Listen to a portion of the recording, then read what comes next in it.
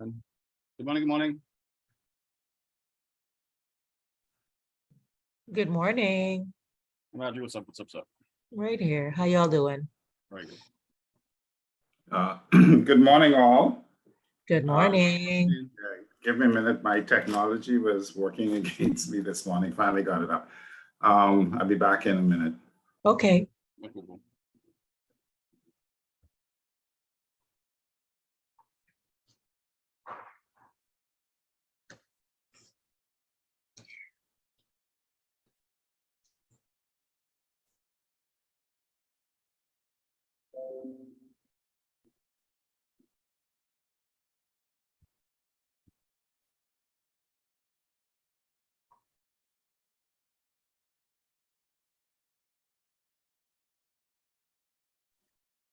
Good morning. I missed that. What did he say just now?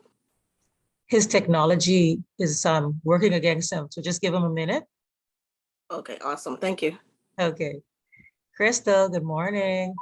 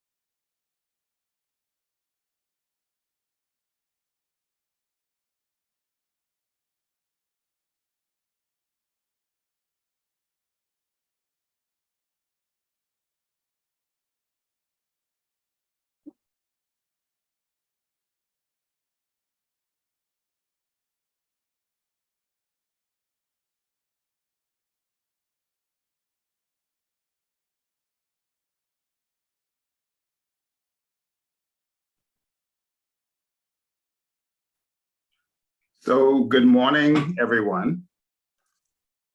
Good morning. Boy, it's hot where I am. It's hot here too. Believe us, it's hot here too. Yeah, I guess it's a hot country, so you gotta live in it.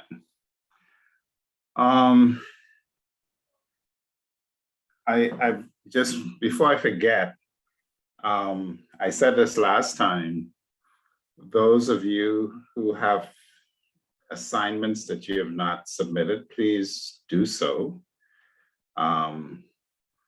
After, I guess, after the end of, after next week, I go away this weekend, and I will be away for most of September. I'll be a bit gracious and say after next Saturday, I will not accept any late assignments. So you want to really get on the ball and get those assignments out of the way. Those few of you who haven't done so. I noticed I started looking at some of the recent assignments, and I have some assignment catching up to do myself. And one of the comments I have to do on the checklist assignment is that for one or two of you, you want to look at that again. In fact, I'm going to do some research and maybe provide the entire class with some pointers on how to put together these checklist type things. It's certainly something that you haven't done it before. It could be a bit of a challenge. So I will find some material and share with you on checklisting. Some of the main points is that you do want to put something together that's just easy peasy to follow, and just because it is a checklist. So you have a list and you're just checking a column yes or no or whatever criteria you want to check. but you want something that's very well organized, and some of you, some excellent work in that regard, very well organized. You want to hit all the spots, all the points that you can possibly cover. A failure of a checklist is to do one and say, for instance, pass it on to someone else for their information, and they ask you, well, what about this? You really want the checklist to cover almost anything you can think about and any detail that you can come up with, so that you're not left with saying, well, what about this? What's the information on this particular thing? But some of you did some excellent work on that checklist I began looking at this morning. I do want to also note that I began making arrangement, although haven't had the exact details on it yet, for an insurance professional to have a half-hour to an hour session with you sometime within the next several weeks. They have to get back to me as to which Saturday that will be. They will just say, I'm going to be available this Saturday, and it'll be from 10 to 11, and we will have a session where you can rub shoulders with an insurance professional and ask questions and have discussions related to insurance. So once I get that all sewn up, I'll inform everyone, but it will be most likely not this Saturday coming, but within a Saturday in September, you'll have an insurance professional spend an hour with us during one of our study Saturdays. Okay, before we start, any questions, any comments, any suggestions? Everybody's all quiet. Well, I know the comparative analysis we did in regards to trends and so on was was very interesting. I know I chose Grand Cayman as my comparative to the product to Nassau, and I was looking at all the things which would make that destination more comparable in terms of FDI investments and property ownership. And it's amazing how some jurisdictions go their way to make their legal hurdles very, very low for FDI. It seems as if we in the Bahamas, we've always had an issue in terms of putting the bar too high, or putting too many stumbling blocks in the way of encouraging FDI. I think right now, the aim right now is to lower the hurdles or make it more convenient for foreigners or foreign nationals to own property in the Bahamas. I know the mantra back in the day really was, Bahamians should own everything, and I think that's one of our, I don't want to be controversial, but I think that's one of our faults is in that, we have to understand that there are persons on the exterior who want to come and invest and who want to own. And, we shouldn't be putting too much barriers in their way. And I think Grand Cayman, in that respect, was something which recognized that, that's something that should be done. And also you look at the composite of Grand Cayman, in Nassau, we are so anti-diversification. Whereas in Grand Cayman pretty much is a diversified nation. I think 20% of the population is expats. So yeah, it allowed me to look at the comparative analysis in regards to looking at other jurisdictions. It pretty much allowed me to really delve and see exactly what we are doing wrong, or what we need to improve on as a nation, and what we as property managers need to be lobbying for. Right. Yeah.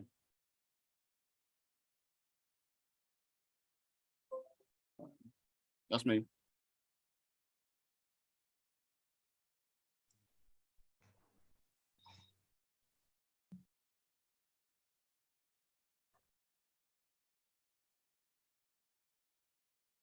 Everybody quiet. Yeah, I actually did similar, except I used St. Martin. Mm-hmm. And just as you're saying, the difference though, St. Martin, from the Bahamas, St. Martin seems to be such a very cosmopolitan kind of environment. Mhm.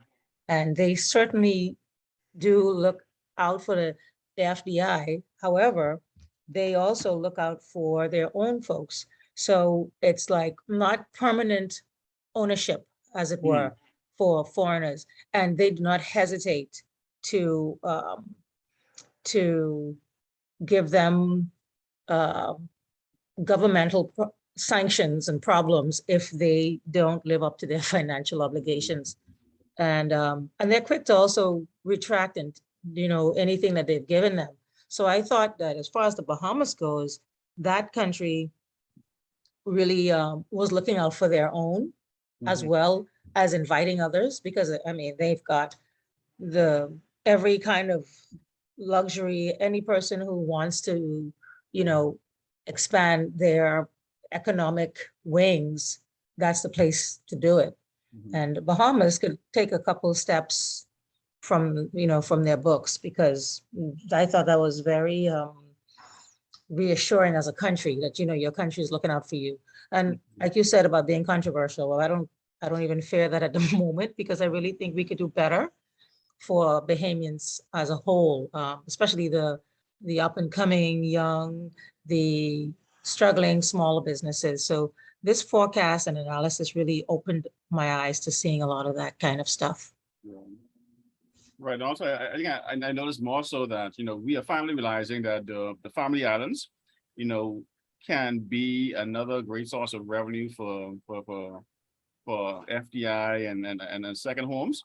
I mentioned, Ian, that, right now that the government is trying to build major hospitals or mini hospitals on islands, because, the forecast really is that you're going to find a lot of persons choosing the family islands, and I'm not even mentioning Abaco and Exuma and the other the ones which are key now. The Cat lesser, Island. yeah. I think Cat Island Cat Island has a local hospital, but if you look at the investments now by the government, Abaco and Exuma have mini hospitals, have major mini hospitals, and unfortunately, people has ran. So you find the major trend right now is for the government to try outsource or push people or push investment in the family islands, because they realize that the Nassau is overcrowded, you got crime, you have too much saturation, and because you have so much demand for property, the prices skyrocket. Bahamians can't, not only Bahamians, but the foreign price, foreign ownership, investment hurdle is so high. So right now, I think the trend right now is for outsourcing the investment to the family islands and putting them right now. They're putting in place, the government I'm saying is putting in place structures of infrastructure to make that possible.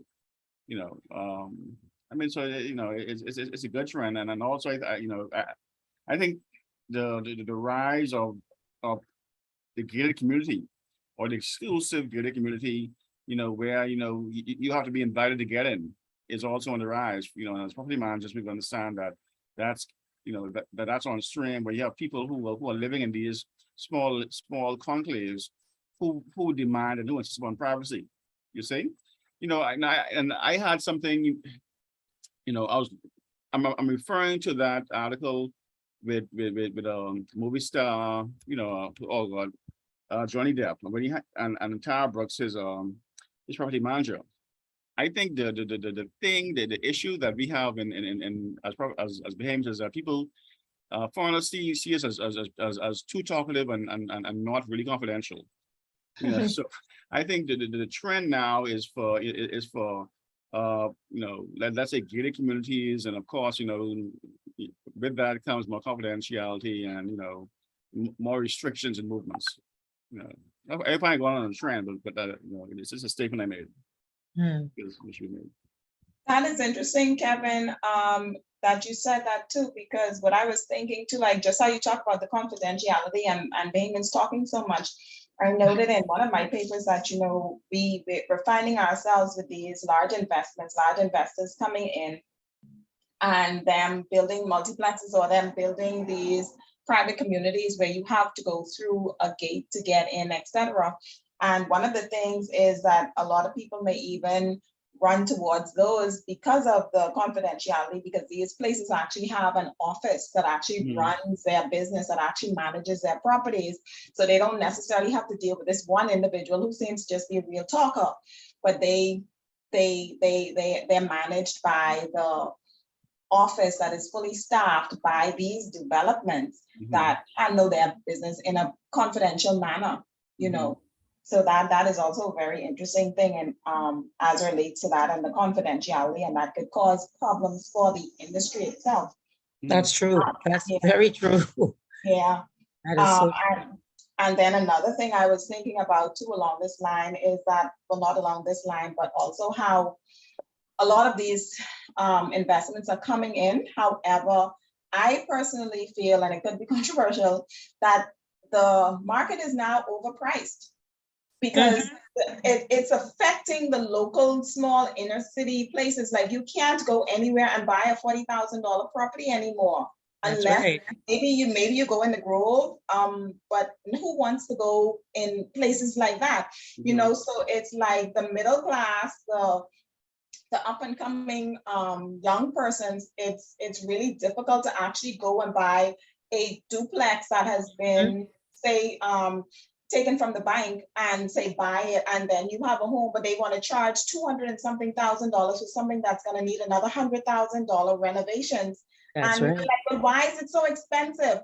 But it's a lot of the fallback from the good and the bad foreign direct investment, you know, that's Yeah. coming in and that's driving the cost up so crazy that it's almost impossible for our children and children's children to own a piece of the rock. You may say go to the Yeah. family islands, but No, Odessa, you're so right.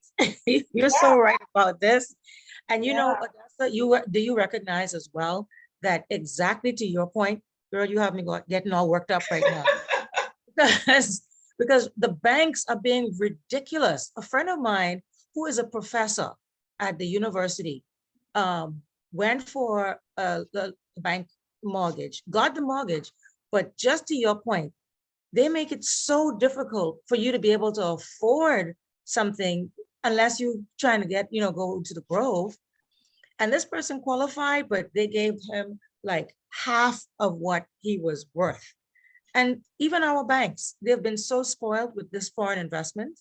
The easiness of them having a foreign investor coming as a bank client, that they don't look out for the little man like they used to previously, you and know? then when we look at those prices, that may be 270,000 in the paper. When happens, we finish paying that, we paying double plus on that Yes. in reality. Why are you working me up like this, Odessa?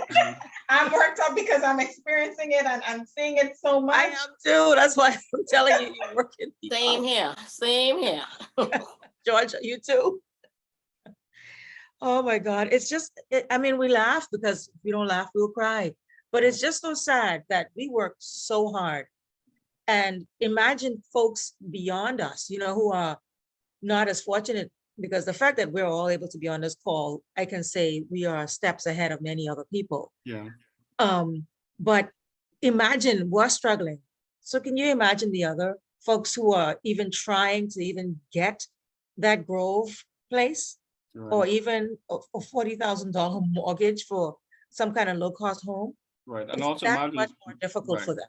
Yeah, and also you look at this, Dorian and COVID has caused a paradigm shift in the way how Bahamians think, and of course, I think it has altered the way millennials want to invest and invest. And I think right now, the persons have said, and I think the author maybe mentioned that there is an uptick, not even an uptick. There's a big jump in the amount of persons who say, "Listen, I'm not putting my money, in a mortgage. I'm putting my money in residential rentals. I'm doing rentals because at least, I have the means by which, I mean, I'm not strapped to a mortgage. I'm not strapped to a legal commitment, and I can always walk away from it. So, the trend really is you're seeing a lot of persons who are choosing to rent properties, and you may, and I think right now I'm seeing mega residentials, build up, like these big block structures where you have at least, but 15 rentals in one big block structure. I think the first one that I was aware of was one on Nassau Street. I think Caston Wells owned that. He was the first one, and afterwards, same as everything springboard. And you have these big block structures where people are just paying so much. I say they're paying $700, $750 to $800, and it's taken off. The uptick right now is for rental. You're And right about that. that's And right. that is Right here. good. What's the place? There's a new place called Villanova. That Yeah. guy, I mean, it's like, it's a higher, what you call it, rental rates. But they also have persons in there who have purchased, who are local folks who have purchased, and they're also running them as Airbnbs. Mhm. So like you're saying, Kevin, they may have a mortgage, but their mortgage, well, actually, the one young Bahamian that I know that owns in there doesn't have a mortgage because It's he, paying for itself. yes, and he didn't qualify for the mortgage, which is, again, I keep going back to that. There's so many people, as you're saying about not putting money into a mortgage, it almost works in your favor not to do so if you Mhm. can do it. Because even with the mortgages, they're not giving you what you want. You're strapping yourself to a mortgage and you're still not getting what you need and you're still working that much harder, you know? Yeah. Yeah, and I'm interested in say, real estate where I can have several rentals. However, it's difficult to qualify for it and it's difficult to afford because you do realize that a lot of people are not ready to take the risk and that they will prefer to be lifetime renters rather than owners because they don't have the fallback of paying all the extra insurance and all that other stuff. But the Yeah. market is just so it's just so costly, but it's a struggle, but we can do it, but wow, it's just a struggle. Oh my God, they make it way more difficult than it should be, Odessa. Because Yeah, it really could be better for us. I mean, I know foreign investors who come through and anything they look at that they want, mind you, they do have their challenges as well. And that's just because of the greed of our government. But as far as them getting what they want, they can just pretty much get it. And they don't settle. If they don't like what they see, they let it go and move on. yeah. And that's the Mhm. difficulty with us as Bahamians. This is home. We don't want to let it go and move on, Yeah, you know? Yeah, and one of the sad things, and right now, I think it's a political football where persons are actually claiming beaches. You find a lot of major investments, that close to the beach, they're actually walling off the access to the beach, so they're making the beach part of the property investment. So I mean, it affects the small amount, but I mean, it's a new trend where because of the major investors and because of seclusion and them wanting to be apart from or have this sense of being exclusive, they're actually gating off the beachfront properties or beach access. So right now you're seeing Cabbage Beach have a gate on it every 5 months. So eventually it's going to be fully gated. So I think FDI is causing a lot of properties to become exclusive. And of course, it'll benefit us, because hopefully we'll be in the persons who are running this. But it's very political in the sense that it's the caveat is that you're going to have to accept the fact that some of these properties want to have a big piece of the pie, which is which may involve the beachfront access or beach access. True.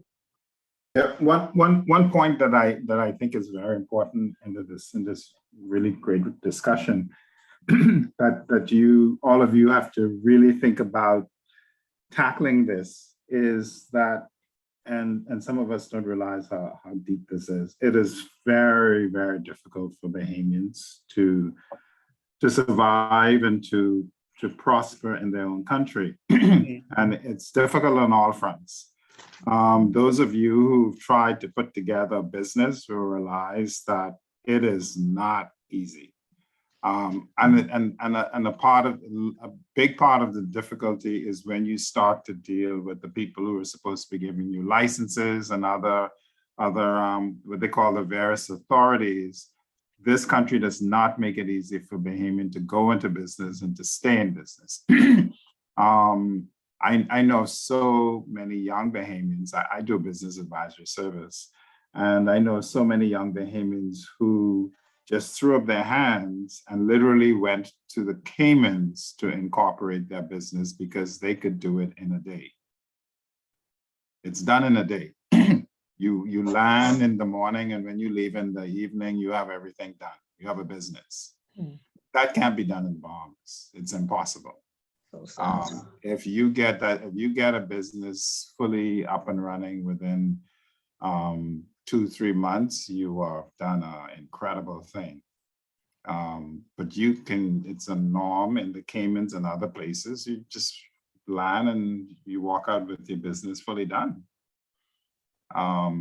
It's amazing.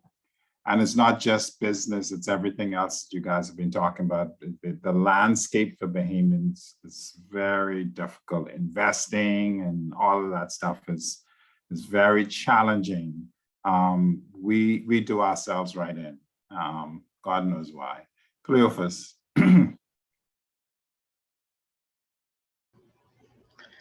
Morning, everyone.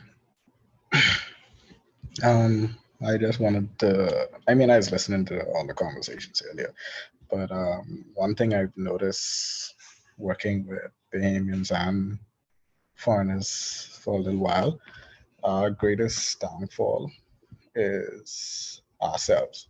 To be honest with you, most foreigners that come here and they be in our community for a little while, the first thing that they notice and the first thing that they say, why do you guys compete so much with each other? Why do you guys tend to go at each other's throat? Most foreign investors that come here, they don't come here single-handedly. I could tell you that 99% of the guys, even millionaires, when you see Tom Brady, them and all these guys coming here, they come here to represent, but they're not the only person investing. All of these guys, even the millionaires and billionaires, they partner up. And then when they come here, they dealing with people who say, oh, you outnumbering us or you overpowering us. That's because I come in here 10 strong, and then you come in here as 1 Bahamian. Where's your crew? That's why you see all the politicians and all the certain hierarchies in the countries, they could survive. You know why? Because they stay together. Even when they look like they're apart, all of the FNM, PLP, DNA, all of them has come together when it's time to make money. But us here at the bottom, if we come together, even like some of the ladies were saying, going to the bank. You could go to the bank by yourself and it'll be hard. I guarantee you, if you carry a partner, if 2 or 3 of y'all go to the bank, y'all could buy almost the whole block. Because now y'all could put your money together and the bank will now look at your resources together and you will be allowed to get more things and you could do more things. So yeah, it's hard, but it's hard when you do it individually. And as Bahamians, we have a problem with trusting each other and being partners with each other. So it's like we always at each other's throat. Even when I went to the bank for the things that I wanted to do, I had a great challenge. They carried me through the ropes. And then when I finally got my property and I started to build, I found out that the woman who was giving me the most problem was also building in my area. And I was like, but you giving me all this hard time telling me, oh, this area too this and this too far and this too expensive and this and that. And then when I come here, you right up the road. That shows me that you don't want me in this area or you don't think I'm good enough to be in this area. But I'm trying to figure out like why. I'm a Bahamian just like you. I work hard just like you. I do everything just like you. But from what I see on multiple occasions, it's like we tend to go at each other more than we tend to team up. But then when the foreigners come and the foreigners say, let's partner, that's why you see some of the big boys, they go and shake hands with the foreigners and they work with them and they make all the money with them. And then everybody at the top make all the money while we still at the bottom, because when they come, the first thing they're looking for is partnership. And I think it's a law. I don't know, Ian, you could correct me if I'm wrong, but I think there's a law in place that every company registered in the Bahamas has to be 60% Bahamian owned. So it's like all these big time companies you see around here, all these people who come in here making all this money and doing all these things, don't think that they're just foreigners. They have Bahamians in these companies that are on the boards that are making a ton of money because they have to be. Yeah, and in fact, one of the we talked about being controversial, but I'm going to make a point. one of the reasons why some people get involved in politics, some people, is that politics puts you close to the fire in terms of knowing who these foreign investors are who need partners. So the guy who wants to get a $28,000 salary to be member of parliament, and you're wondering why he's doing that, in many cases, I'm telling you, it's because when these things are being put on the table about so-and-so wants to do this and that, and they need a partner, they're the first people hearing about this stuff. And they're the first persons getting in on the ground and being able to partner up with certain persons. Or they and their friends and families. Because there is a huge amount, a lot of Bahamians who are in business simply because they are fronting for or partnering with investors. But to go back to the point that where we started, we do have to find a way as professionals, and Cleophas brought up a good point about collaboration. We've been groomed by a system that has taught us to compete with each other. Our educational system is one of the biggest blames for it. Our educational system teaches us to compete. Our churches teach us to compete. There's so many things in our society that teach us to try and separate ourselves from others and not to collaborate with people, that when we get into the business arena, we don't drop that. We don't know how to actually collaborate with persons. I remember speaking I was invited to speak at a conference of all the math teachers. That would have been in 2019, before COVID, of all the math teachers in the country. And one of the things, one of the main things that I told them was that they do not teach their children how to do math problems together, which is true. You don't have anywhere in our curricula something where kids sit down and work on problems together. They're constantly competing to see who's going to get it right and who's going to get it wrong, and who's going to get the best grade, and so forth and so on. And the teachers highlight the ones who did a great job, and so forth and so on. But there's never a system where kids are put together in groups and say, hey, this is a problem. You find a way to work it out together. It's not a part of what we do as education. And it bears fruit later on, because a lot of situations where people need to collaborate on problem solving, they don't instinctively go there. They don't want to collaborate. They don't want to get together. So interesting points. I trust that this group, for instance, finds a way to. It's a pity that we're in this era of COVID and did not have an opportunity to do some face-to-facing, but certainly you can. I invite you or incentivize you to find a way to get, for some people who are interested, to get together on certain things, because Cohen's point is valid. What you can do as a conglomerate, you cannot do as an individual. You can get some really, really great things done. Right. Yeah, and another issue I have really was a liberal work for mid policy that we have. You know, right now I'm thinking, you know, as you said, you know, you have to be very protective and you have to really, legislate and control the industry. And of course, property management, really, you're dealing with a lot of people, expatriates, foreign persons. And of course, we discussed confidentiality and people preferring to deal with non-Bahamians because it's a negative, perception that we talk too much. We can't keep our mouth shut, and we always tell people business, which may or may not be true.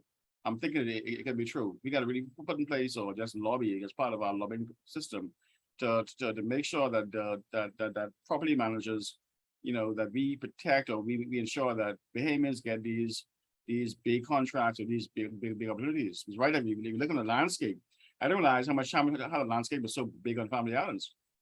You have so much the different mega millionaires and, you know, Saudi people and people from Europe who own properties. And, you know, I mean, the thing is, I mean, who is doing their management? If you look at it, they may have a work permit, you know, for a foreign national.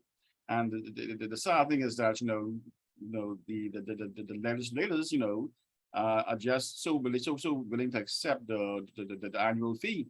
I think it's $10,000, you know, in terms of, you know, renewal or whatever have you. That's revenue for them. Whereas instead of saying, listen, hey man, listen, there's Kevin out there, there's Marjorie out there, there's George out there, or Blair or Odessa. I mean, you know, they could, you know, do that job. You know what I mean? And in fact, one of the reasons or the interesting thing about the Johnny Depp trial with the property manager for his Bahamian estate is that person, I think she lives in Philadelphia or something. And if you listen to it carefully, she flew over to the Bahamas to do her work. You wonder even if she had a permit, because she would say, when he is coming to town, then I have to go to Nassau and make arrangements. So she would be she made all these fantastic arrangements to accommodate his life and the property. There was a Bahamian staff that she obviously managed. She was the overall manager. But if he needed to travel, if one of his guests needed to travel, she was making that arrangement.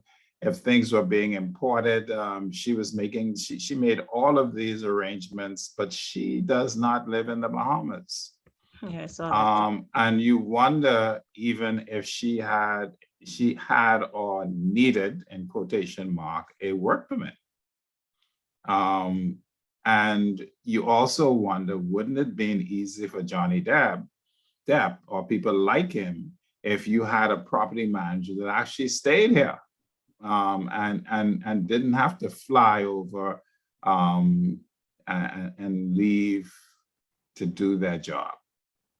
That would have been interesting. And I think it's kind of disgraceful because, like, I mean, it creates the impression that we don't have qualified people on the island to do that, because apparently, I mean, he has to incur costs to fly her back and forth and for to do miscellaneous things. So, the perception obviously is that, there aren't anybody with sense on the island who's able to do itinerary work or this and that, or if they do it, they would sell the secrets to the paparazzi, because I mean, one of the things, that they fear, especially on his level, because of course he has some issues, is that people, making phone calls to the paparazzi or the press and saying, I see Johnny Depp outside drunk or whatever, So the whole thing really is that, the trust level has to be not only it has to be there. But she made it clear in her trial statement, one, that she was very confidential, but obviously she was being a witness in the trial, so had to say what she was asked. But she also made it clear that the Bahamian staff were very confidential, Yeah, I was just about to say, yeah, because and not only that, we have to recognize, Kevin, to your point about the confidentiality and Bahamians not being trustworthy. I don't think, because I actually have experience with many celebrities and, managing properties with them and all of this stuff. It's not them, it's us. Our people, we don't, and they have even said it. So, well, I didn't even realize that you guys could be like this, because your other people would tell us not to pretty much trust the Bahamians. So other Bahamians, and that's to Cleophas's point, other Bahamians don't embrace each other. So if they're talking bad about each other, what is it for them? They don't have any commitment to us. They don't have any, we are our own people. So they will only listen to what they hear. So in turn, when they hire someone, they're going to hire persons they feel that they can trust. My client currently, I've been with that client since they became a homeowner here. And I was asked to, do the job myself, because she got to trust me and understand that I can do the job and all these other things. But it's us though. Again, to Cleophas's point, we really don't embrace each other like we should. We don't love each other. Okay. There's great discussion there. One of the things I'd like to use some of the time for this morning is to kind of just do a drive through of everything that we've discussed over the last several weeks. And we talked about at the very beginning what property management is and what it isn't. And it's probably easier to talk about some of the things that it isn't. It isn't facilities management. Facilities management, someone who is there doing taking care of the building and the maintenance and that sort of stuff, that's a component of what a property manager has to consider, but property management is not that. Although you have some people out there driving around with trucks that say they offer property management services, what they mean is they offer facilities management services, or they do gardening or landscaping or so forth. And it's certainly not just that. That's a component of property management. Property management is not real estate agency. It's while you have some real estate agents who obviously need to and see the market for it and offer property management services, that again is a component of the real estate business. You don't need a real estate license to be a property manager. Obviously, a real estate license has its own value, but it's certainly not. And some people may try to say, oh, you've got to be a real estate agent. Real estate industry is really in the business of buying and selling real estate. Property management is a different matter. We talked about the attributes and competencies of property managers, and it is very important for you to get a grip on that, the type of competencies you need to want to have a look at for property managers. I have a suggestion, for instance, that those of you who are going to get this certification, that you immediately start looking around and invest in yourself, in your education continually, and maybe say, okay, now that I have this Bahamian certification, let me see if I have this certification. Let me see which one of these organizations I may wish to join. And I would advise you to look at an organization that also can offer you certain certifications and find the money. They're very expensive, these certifications from a lot of these organizations. Get a membership in one or two or organizations overseas, and with that membership, see if you can add to your certifications that you're going to get here. The other thing is, as you think about forming this local organization, another one of the things that you do is affiliate that organizations with top class organizations abroad. So when you form the Bahamas Association of Property Managers, or whatever you want to call it, then you want to while you're going through that process, to look around and says, we want to be affiliated with this one and that one and the next one. And don't just be very North American centric. A lot of investors in this country, and I mean a lot of them, are not Americans. They are from Europe. They're from Canada. Well, Canada is not American, but you get a lot of European investments. The place where I have my office was just bought by these two German investors, and bought from a Bahamian. for millions and millions of dollars. And in speaking with those German investors, I found out that there's a huge German population in the Bahamas. They go unnoticed, but they're spending tons of money in the Bahamas, and that's just one country. There are people from all over Europe who are in the Bahamas doing business. So you want to not be so North American centric. And of course, there's South Americans and Central Americans in the Bahamas and Asians that are doing business in the country. So you want to not narrow your focus. We also talked about, and I really hope I can have a quick session again to talk about costing after looking at that. I may have to do that one myself. But we also talked about profitability and staying viable as a business. The obvious reason why anyone gets in business is to make a living, make money, to do well. And if you're going to put the effort that is required for running a business or being a professional, you're going to put a lot of elbow grease into that. You want to see, you want it to be rewarding. And rewarding means you want it to satisfy you without the money. So the money can't be the only thing if money is the only thing that's going to satisfy you when you do something, you're highly unlikely to be a happy person. So you want what you do as a profession to satisfy you just because it's what you do. But you also want it to be financially beneficial to you, because finances help to solve issues.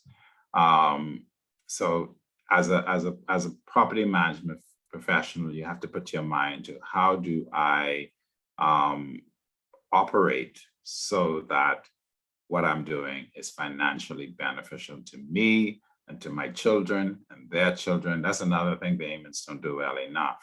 You can't be overly selfish with the gifts that you're given. And one of the gifts that you're given is financial reward. If you're getting financial reward for your efforts, it becomes a better reward if that reward is in your mind being accumulated for the benefit of others. And you start with your family, your offsprings, the future generations. You start with thinking about how do I benefit my community. These are things that I advise people when I'm doing business advisory services, that if you don't have that component as a part of how you operate, this component of how do you give back from what you are getting, if you don't have that component, you are, you're cutting off a piece of one of your toes. You need to have that component and find a way to get it done. I know we've been grown up to be a bit selfish in our community, but you got to find a way to be a little unselfish. And then we spoke about using the comparative market analysis, and those of you some of you did a very, very good job on that comparative market analysis section. So you want to talk about, again, we all did business plans. So you want to keep looking at your business plan. How can I make my business plan a better business plan? Your business plan is not a static document. You want to pencil out a time of the year when you literally sit with your business plan and tear it apart, and you may end up with exactly the same plan, but you want to go through that exercise. Your business and strategic plan, you want to exercise it so that you're looking at it, you're meditating on it, and you're coming up with, okay, I think I can improve it this way. The environment is changing, and so I need to do this and that. So yes, and you cannot lose sight of the fact that when you're a professional, whether you're a professional as an individual or you're running a business where you're actually working with colleagues, you have to have a mechanism for letting people know who you are, what you do, why they need to have a relationship with you. It's not magic. there has to be some effort on your behalf to do public relations.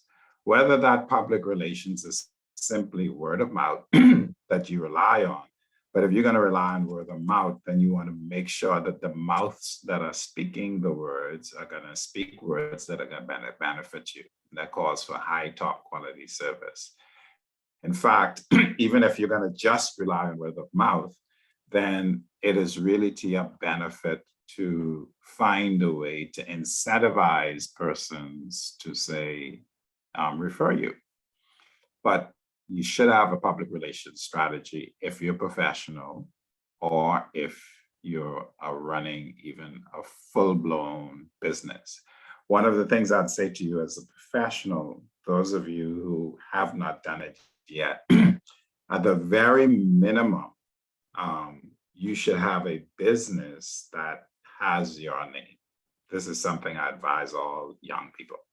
You have a business that's called Crystal Woodside Services, or just simply Crystal Woodside. And it doesn't matter if you have 10 other businesses, you have a business that has your name. And I could go into all the reasons why that is a good thing to do, but it allows you to separate your business self from your personal self, but still have the same name. And then you can have all other kinds of businesses, but you should have a business that has your name. We talked about the rights of the owners and the managers and tenants. And again, these things are important. The obligations that people have to each other need to be known. A property manager can't just know, this is my job and this is what I do. You need to know what the responsibilities people have who are outside of your orbit. So if a service provider comes onto the property to do work, at minimum, you should know what a satisfactory delivery of their work is. I'm not saying you should be able to do what they're doing, but you should have the intuition and the acumen to look at what someone has done or is about to do, and certainly give them the impression that you have a standard that they have to meet. That calls for rolling up your sleeve and looking over the shoulders and not being shy about becoming engaged. We spent some time talking about the property management agreement, and many of you did a good job with your agreements. That's another document that you want to keep looking at, improving, and seeing how you could make that as comprehensive as possible. And also, more importantly, property management agreement, and I'm being sort of biased, you want that agreement to benefit you. Obviously, a part of benefiting you is that it needs to benefit others, but it has to benefit you. Your agreement should not skew its benefit towards benefiting other persons to your detriment. That's not a good agreement. So you want to always look at that agreement. You want to be the one crafting the agreement and its constituents. Yes, you may take it to a lawyer or whatever, but you want it to benefit you in every way. And that, I think that's a great exercise that we did, and you should keep looking at that exercise. Then there's, we talked about understanding the whole maintenance regime and understanding construction. Because in many instances, as a property manager, you're gonna be in a situation where there is gonna be some construction going on. And you're gonna need to be able, especially in the Bahamas, to have your wits about you and manage those types of projects. Even if it means doing relevant research to finding out, how is a house built? How is a building built? Don't leave it up to just hope and prayers. You have to have some information. Because we're in an environment where I don't know why this environment exists. To a large extent, people will hoodwink you the minute you turn your eye. They will, I have a personal experience from yesterday where someone was, I'm installing a new door and somebody came, a carpenter and mason came to make the opening for the door. And one of the things they were supposed to do is to make a sill at the bottom to receive the door. And it's supposed to be in 1/2 inch by 2 1/4 inch deep by 2 1/4 inch wide. That's the size of the sill. They did the work, and if I did not have the foresight to grab a tape measure and put on it, they were about to leave and say, "Oh, we're done and everything's fine." You know what? It was not the size it was supposed to be. I had to have them do it over. But they were about to leave, and these are professionals, they say, but it was not the size that it was supposed to be. And guess what? They knew it, but they thought they could get away with it. So you have to be on your P's and Q's to the extent of grabbing a measuring tape sometimes. And so if someone's supposed to build something for you that's 4 by 6, you grab the measuring tape and measure to make sure that it is 4 by 6. Because in many cases, it's going to be, 4.5 by 6 by 5, 5 1/4 or something. Because they just, any buck-up goes. You guys can interrupt me at any time. I don't want to put you to sleep, and I have that kind of voice that puts people to sleep. No, I mean, no, I agree that you have to actually be the police for your own construction. Because I mean, I've experienced the exact same thing where, I had somebody put add a piece on, and you look at the level of the quality of work that they're doing, the flooring level, right? It's either they just don't know what they're doing, or they're hiring people who don't know what they're doing. But the whole thing is, you're hiring a person, but this person is going to outsource his labor to other people. You're going to make sure that the people that he outsources labor to have sense. You got some fellows, man, who jump on a truck, and they grab 4 fellows on the south side of the road and say, "Hey, you come, we're doing a project." But then again, the whole thing is you got to understand that that if you are doing that for a client, you got to make sure that the people that you bring on site, you really are professionals and know exactly what they're doing. And of course, you have to make sure that the people have professional brain in their head. They ain't be cushioning and carrying on around the property or doing nonsense. So, yeah, I agree that you have to be a taskmaster, even if you don't know something. You better learn fast, because the same as people need to be policed. Yeah, you have the intelligence. Kevin just brought up a point. A lot of people who you find that are working for you and you're in awe of them, they have no clue what they're doing. Some of them, they can't add 3 and 4 together and come up with 7. They can come up with some other number. And if they can do these jobs with the very limited resources that they have, and they come and do these jobs, why can you not, at minimum, learn how to use a measuring tape? So that if something is supposed to be this particular size, I own 3 and 4 measuring tapes. I keep one in the car. Because every time someone does something to me, I stand right in front of them and measure it myself, because I could see numbers. So if you installing something and it's supposed to be X, Y, Z, I measure it, and it holds the person to account when they see you pick up the measuring tape and you can measure it. It holds the person to account when you have a level, and that's another thing that you should have as a property manager. Have a level. And if someone installs a floor for you'll be all trustworthy. You trust and verify, as they say. I trust you, but I can verify. And you put the level down, and in many cases, you'll find this stuff ain't level. It says, you know what? This countertop is not level. You need to do this over. And you don't stop and complain. You start off by telling people, this has to be redone.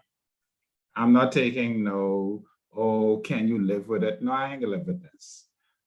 You got to do it over. I got Blair and Odessa. Stuff said Blair first and then Odessa. I agree wholeheartedly. And I think even as a lady, as a woman, it's even more difficult for us because of course, you know, we're not familiar or knowledgeable of all those technical stuff. So on many occasions, you'll find a lot of these so-called quote unquote professionals who will hoodwink you because they know we don't know. And so they'll do anything just to say the job is done. But in actuality, later down, you'll find that half of the things that they said they did, they've never done. So even as a lady, or as a woman, it's really difficult. And I've experienced that when I actually moved to Exuma on my own. Of course, I didn't have any male presence. I lived by myself. And so when it was time for me to get my car serviced, I mean, none of the parts that they were supposed to change were new. They probably just hit what it was, the filter or something like that, or they washed the filter, put it back in, but I paid for a new filter. So all of those stuff, that's very true. You have to be super aware, and like you said, you have to trust people but verify. Yeah, and you have to gain some small knowledge and have confidence in your own abilities.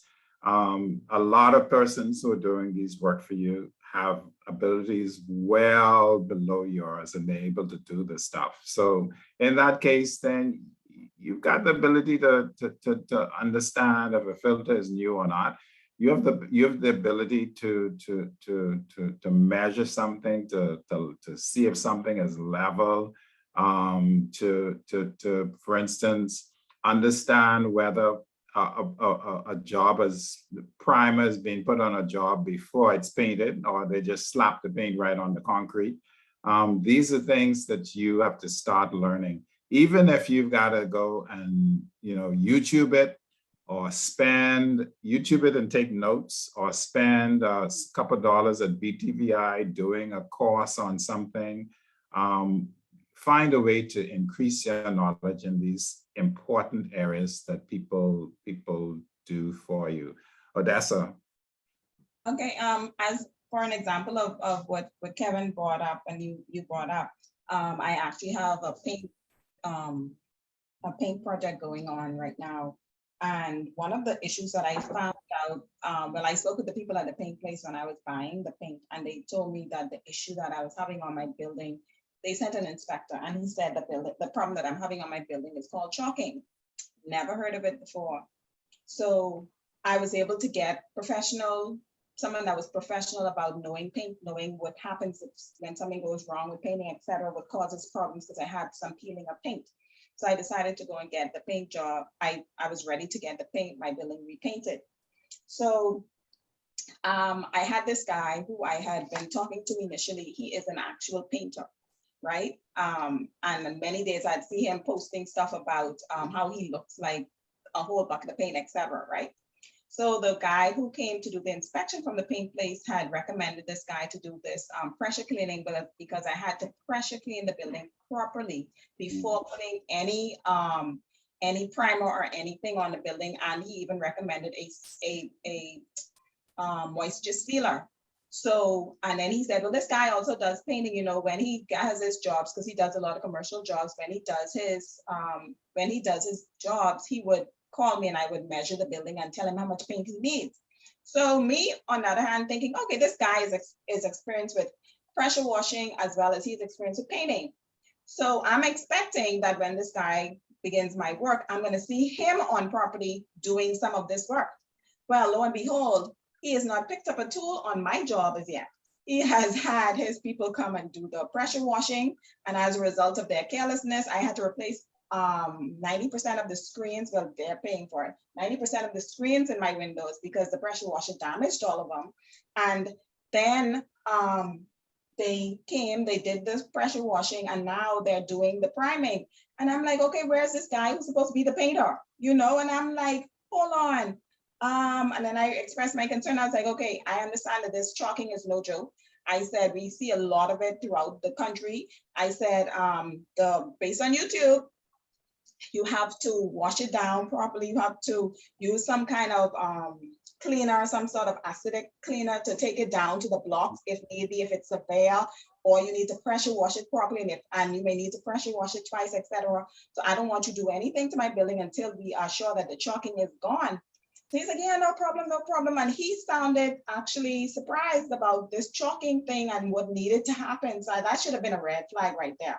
But anyway, like Ian was saying, these people, they hire people that do the work, and they're not necessarily professionals. They may be skilled in actually doing painting, looking neat or whatever. I don't know how skilled they are in terms of looking at a building, seeing what it needs, and doing the job properly. But the actual person that they work for, he's yet to pick up a tool on my property, you know? So I'm like, boy, I really should have gone with that first guy who looked like he had paint on him when I actually saw him, because I know he was a hands-on individual. So it's really crazy, but that educating yourself and knowing certain things is so important, because you could get messed right up. Yeah, and that's you learn about the shices after they mess you up, and when you say, oh, so and so you messed me up, and then someone pop up and say, oh yeah, you bought it. I fell worthless. So it seems if what I do, I give people small projects first and see how they perform with that. Like I wanted a driveway pour. They also wanted like a little shared bill. The driveway cost like probably about $600. So I had the fella pour the driveway and see exactly his attention to the detail. Kind of find out the driveway had a bunch of cracks. So I say, in the world, I give this man a bigger contract. You see, so it seems as if it's with some people, you got to be very skeptical, and you got to give them small things to do before you actually bring them on with big projects. Because it didn't make no sense. You taking a big hit on a big project, like that. You know what I mean? Yeah, agreed. Yeah, and just like you give as a property manager, you set a standard you're going to give quality service. Under no circumstances should you accept below quality service. Odessa?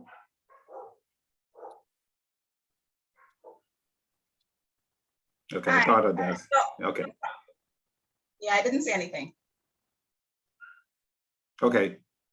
Yeah, but Ian, when you raise your mouth to these fellas, boy, I mean, you gotta be ready for a fight. I mean, I told a fella, he doing nonsense, man. I get threatened. So he gone from professional to crazy person in 5 No, seconds. he was always the crazy person. He was pretending. But that's an interesting point too. It's you almost feel. I know one of the things from my former life that we found to be very important is one, in almost everything that you do where you're acquiring a service, you put it out to bid. It takes a bit of time. You put it out to bid and you let the people know that, look, you're the only person I asked about. I'm shopping around to find out who I can do this with. And you do that for every single time, not just, okay, you did some good work for me. Like some people, especially when you do the bidding process, they pull out all the stops to impress you. But if you turn around now and say, oh, this, I was so impressed, you can now continue to do everything for me, then suddenly they become their real selves. So you almost have to stick to it and says, you know what, you won the bid the last time, I'm giving you an opportunity to win the bid this time. The only difference is the next time, the person can do a great job. So even if they're slightly priced over somebody else, say, you know what, I'm still gonna go with them because I know they can do it, but you let them know that I'm willing to get rid of you. That's what you do in the bidding process. Crystal? Good morning, everyone. That is very true, Mr. Fernando. But what I also wanted to make mention when we had spoke about networking with each other, I think it was Cleophas that mentioned that he has a list of individuals that he normally do call on and that he uses. it was said before that we do not have a accountability network or recommendation here. And I think that's what we possibly need to start as well. Because I would have had a client recently where an individual would have done some work for her. And the person came highly recommended, you know.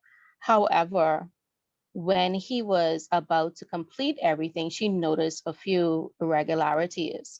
One being that one of the outlet was covered by the cabinet that he built. So all she had asked for him to do was, you know, take it back out, cut out the section that needs to be cut out because they would need to use the outlet. The photo that she sent, that she showed me, when she said to me, Crystal, it looked like a rat ate out the cabinet. That's how deplorable it was, because the individual just went back inside there and he just kept digging. He realized he didn't dig further enough to where the outlet is, and now causing electrical problem where she now has to do some rewiring. And I said to her, you know, did you inform him of all this? Is he going to cover the cost? She said that was a whole drill scene. Just like what was said, the person blew up in her face and called her so much names, and he is not coming back and he doesn't trust her. And I was like, what? This is crazy. And I said to her, you should show a picture, post it up on Facebook. It is your choice if you want to call out that person's name. But it has to be some type of accountability here for individuals in their various professions. That's personally what I feel. Yeah, and we had a discussion with a lawyer the other day. Another thing we don't do, because we don't think it's necessary to do, is if someone's doing a simple job for you and you don't let them sign a piece of paper, say, this is what I'm going to do, and this is the quality that I am going to deliver, and this is how much it's going to cost, and this is when I'm going to do it. There are things that you cover in these service contracts. You cover what's the quality that we agree that's going to happen here? What's the job? And if you have a drawing of it, that's even better. We know exactly what's expected. When is it going to be done? In fact, I've done many contracts, service contracts that literally say, if it's not completed by this date, then not only are we not paying the balance, but for every day that you don't finish after this day, you've agreed that you're going to pay me $100 or $200 for every day. And you put that in agreement and they sign it. The reason why these things are important is that if you have a piece of paper with all these details, you don't need to get in a row. You say, excuse me, I'm sending my documents over to my lawyer. My lawyer will talk to you. That's why you have lawyers, so you don't get in a row with people. And ain't no row about what you think and I think, it's on piece of paper. So you do try as a professional to move even the simplest things onto pieces of paper. So yes, a guy is coming to, you know, you have a plumbing leak somewhere in your house and you don't know where it is, and someone's coming to deal with it. And don't get excited because it's an emergency. Have a form, and maybe we should have had this as an exercise. Have a form that you design that you can just fill in some blanks.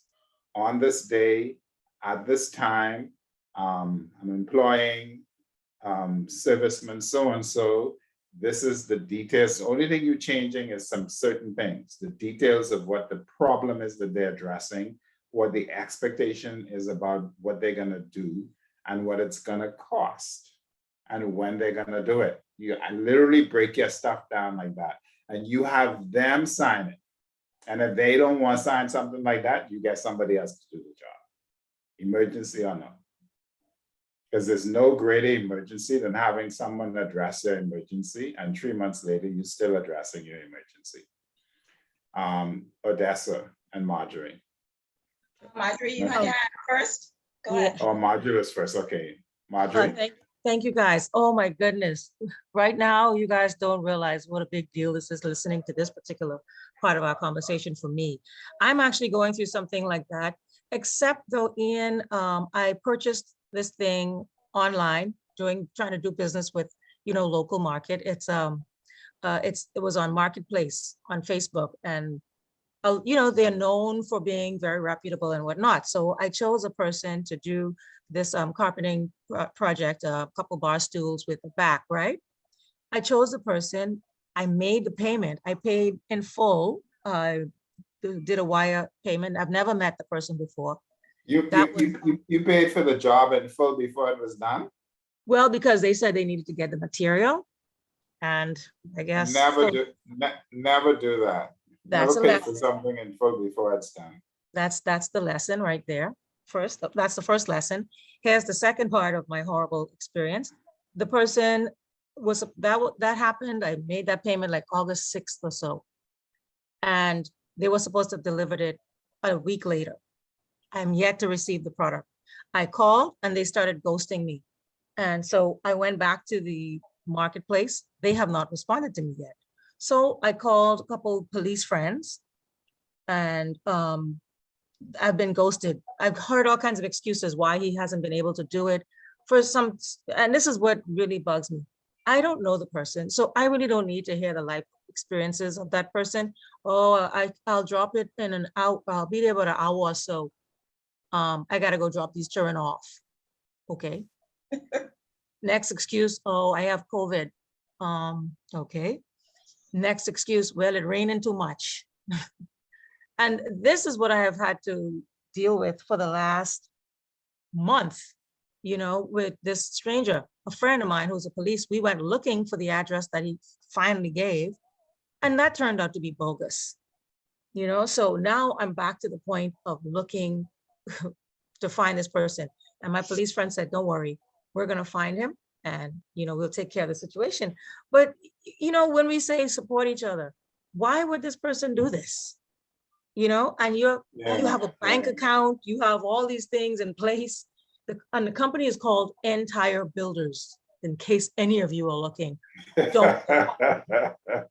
Yeah, these horror stories are real, man. I mentioned the fact that I'm installing a new front door. What I didn't mention is that project began in 2018. Oh, wow. It's amazing. And one lawsuit later, I'm finally getting my door installed on Monday by someone different. But I'm telling you, people can run you some really wonderful stories. Fortunately, I'd taken the advice, my own advice that I've given to you, which was that I did have a written agreement on what was supposed to be done and when and so forth and so on. So when it wasn't done, that was, and I turned the matter over to a lawyer and I just left it alone. So that was very helpful, because it turned out that the person I was dealing with was not above board. They took my money and not a substantial amount of money for this door. This was supposed to be making a metal door, and nothing, had to take him to court. You see, that's what I'm talking about. But I've never had a conversation. The good thing is I've never had to call a police friend or have a conversation with them. I just turn the documents over to lawyers. This is the problem. I need you to solve it. Get my money back. Because all the documents helped me. Odessa and then Cleophas. Okay, so Marjorie, that is so unfortunate. I know there's also a society in this country that no matter what you do, these people will evade you, and they will be in plain sight and evade you because of a society that they are a part of. Yes, sir. And you can call your friends, and your friends can't do nothing because they are part of the society, and you can't, and they can't, they're untouchable to some extent. Man, stop. Yes, ma'am. Trust me. And back to Crystal's point. Oh, and where there's always opportunity for people to be unscrupulous. So there are tons of people out there that are going to still be swing because of people they actually believe that they can trust, have an arm's length transaction with others. But going back to what Crystal said, Crystal mentioned a good point in terms of how, I think it was Cohen maybe or Cleophas who had talked about their trusted list of individuals. And, you know, I find that social media has been very good recently as people begin to call out these people that are doing foolishness to other people, taking their hard-earned money. And I know Bahamas Referrals on Facebook is pretty good for that, in that, mind you, a lot of people will still recommend their friends, families, and lovers and not have real experience with these individuals. But the good part about it is that you can actually pull them up and see the responses from people who actually tried those individuals.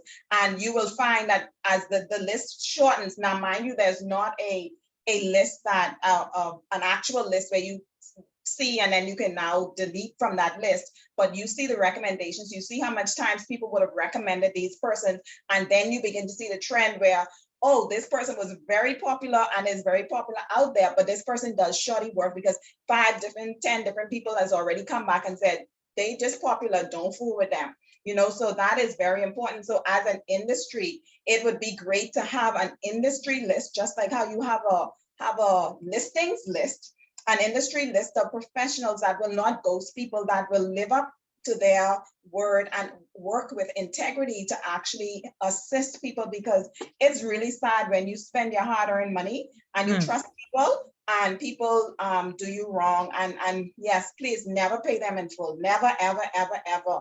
It's best to always do the transfer of money. Then you have a record of possibly who the money went to, but don't pay the whole bill. Trust me. Lesson learned. Yeah. I mean, is it that suggestion about the list, and we'll go to Cleophas after this, is a very lovely suggestion.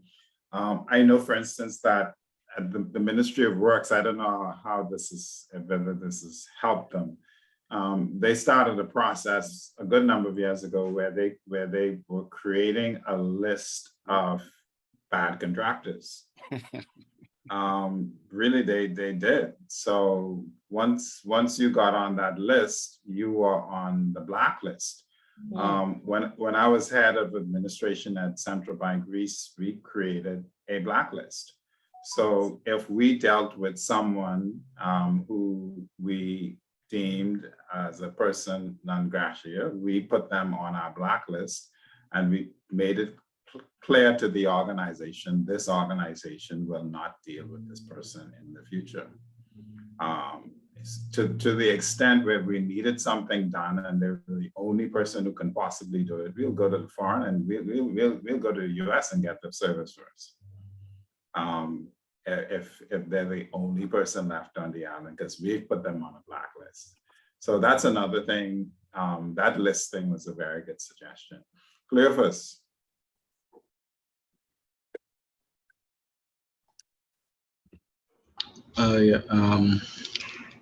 This is part of what they were saying earlier about payments.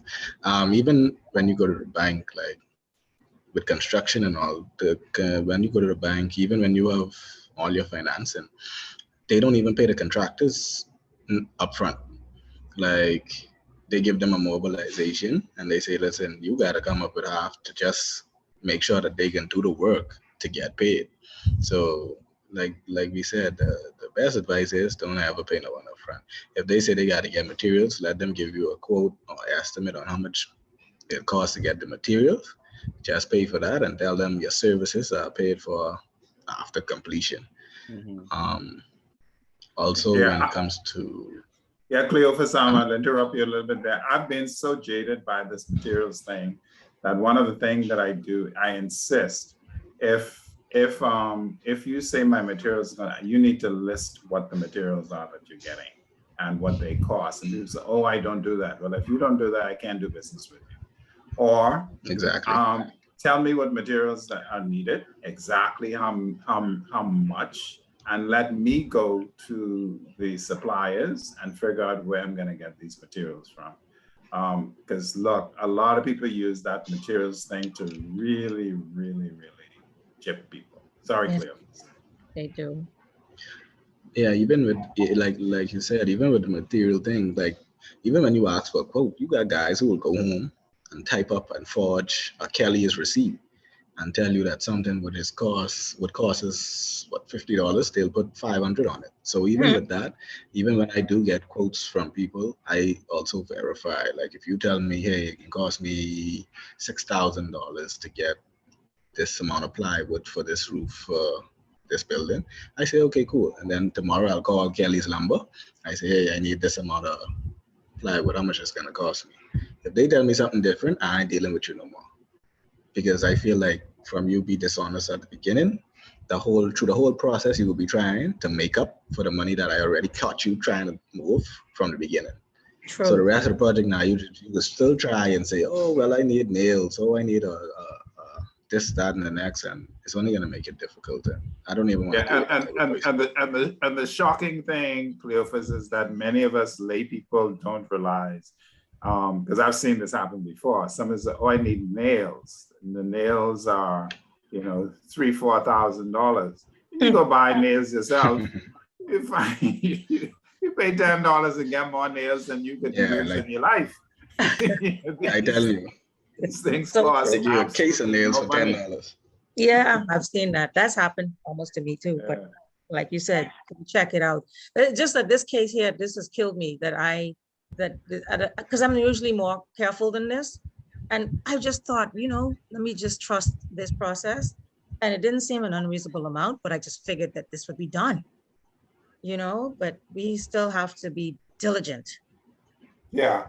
And this is where you got to put on your poker face and say, this is not about friendship. This is not about trust. And you make people understand, you know what, in business, I don't trust nobody. I'm sorry. After you finish, then me and you could get all trustworthy. But while we're doing this, I'm following a process, and I'm going to be very business-like with this, because there really is not a lot of room, especially if you're being a professional. There's not a lot of room to keep dragging something on and on and on forever. And a lot of guys take advantage of you because they realize that you're dealing with time constraints and you're dealing with other matters.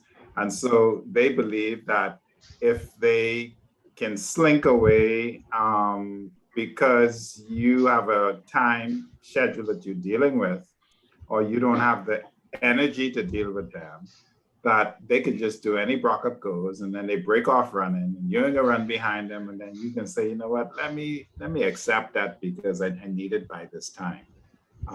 But you have to be a bit more poker faced and diligent and determined in that.